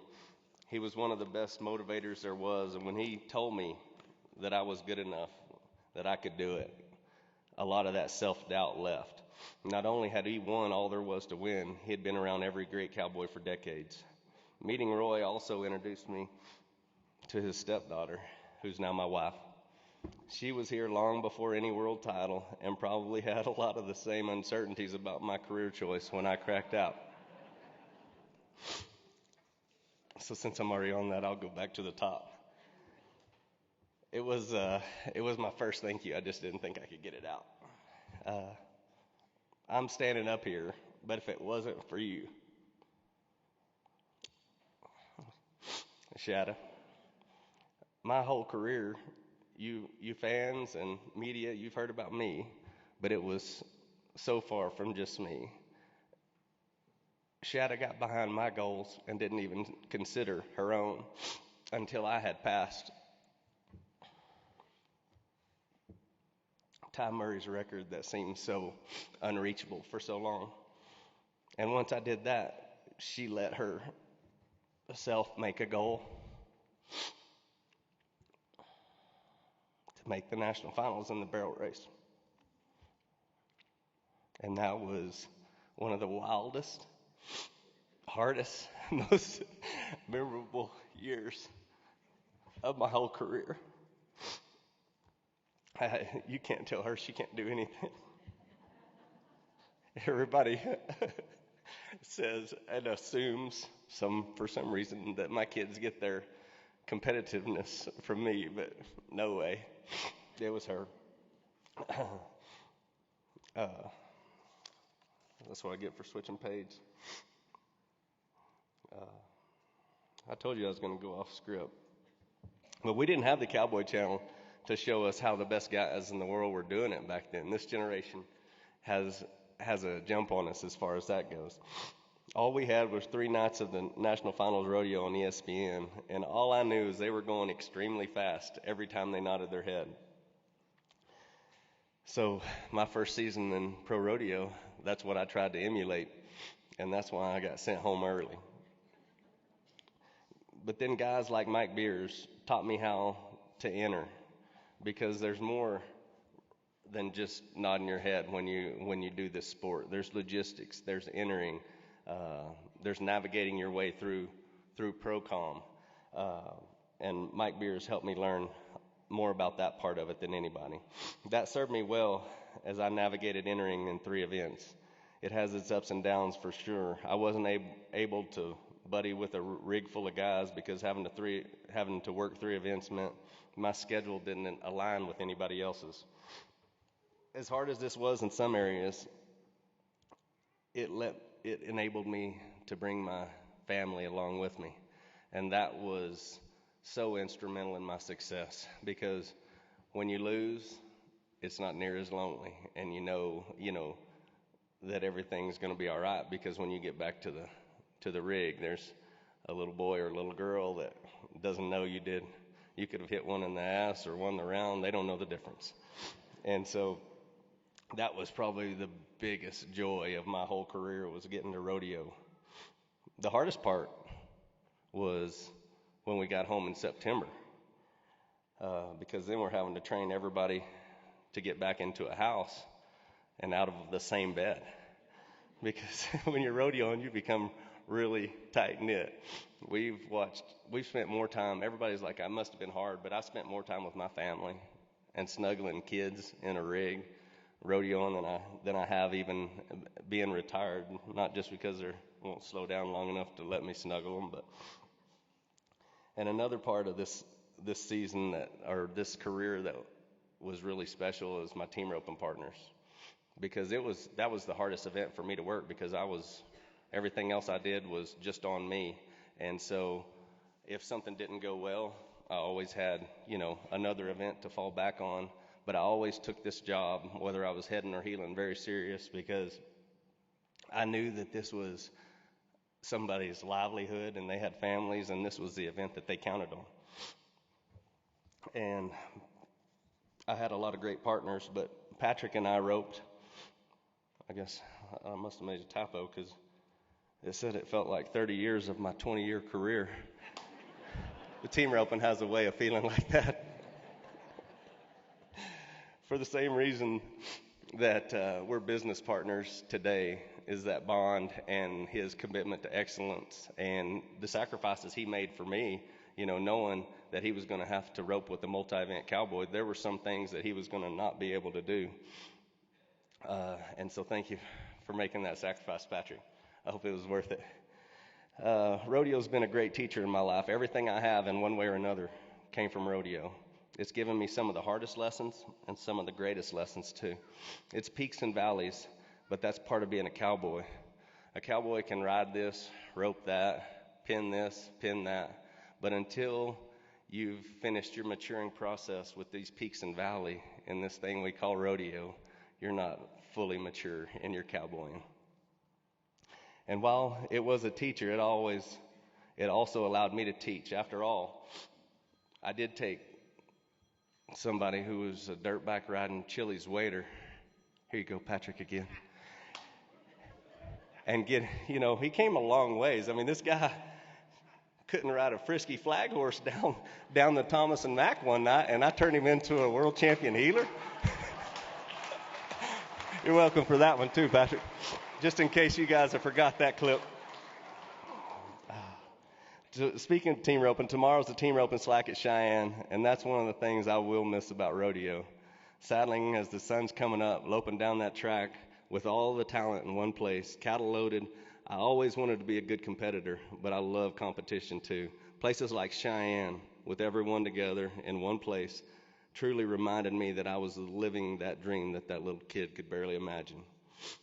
Some sponsors walked into my life, and like something about what I was doing from the earliest points of my career, some came and some went, but that's okay, because people are in your life for a reason or a season, and for all of them, I am grateful. And then there are those of you who have stayed with me all these years, even through my retirement. That's the testament to our relationship and our shared vision in the Western world. Thank you, guys.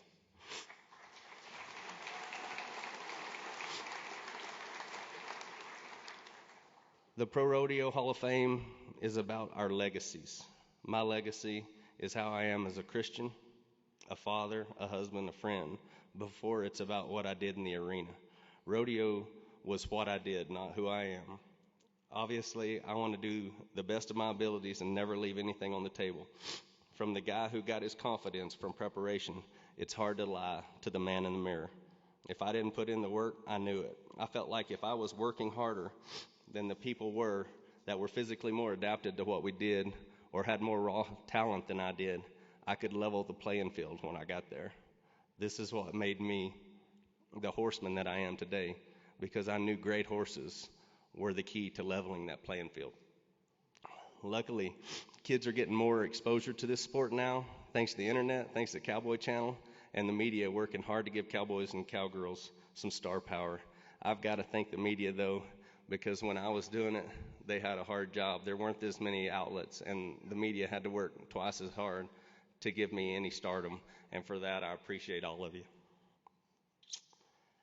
Like Bob Mote said, I'm going off script again, but I think everybody that stand up here, you know, got to live out their true calling, that we were actually made for this, but it wasn't possible without the people pushing us, because everybody's going to doubt themselves. I don't care how great you are. We've all done it. But with the support of our family and friends, it helps tremendously. It's not possible without it. But I couldn't leave here without giving some advice to the future contestants that are coming behind me. And then it's not about get your tip down or anything like that. Remember that the world is small. The Western industry is smaller. Every person you meet could be the person who changes your life forever. I don't know how many times I've seen a sales rep be the head of a company, being running the largest company in our industry. But whether they're people in the arena, dragging the arena, working the gates, they're all doing their piece in this industry that we all love, and they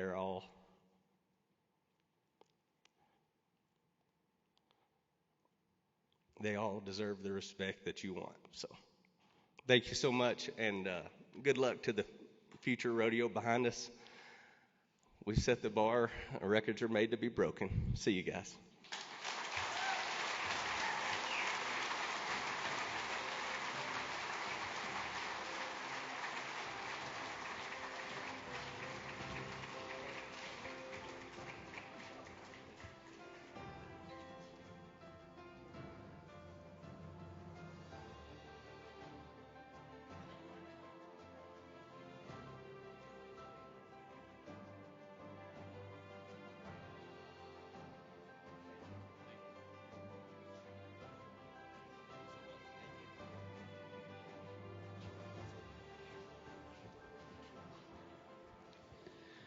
Ladies and gentlemen, how about a huge round of applause to the class of 2002 of the Pro Rodeo Hall of Fame.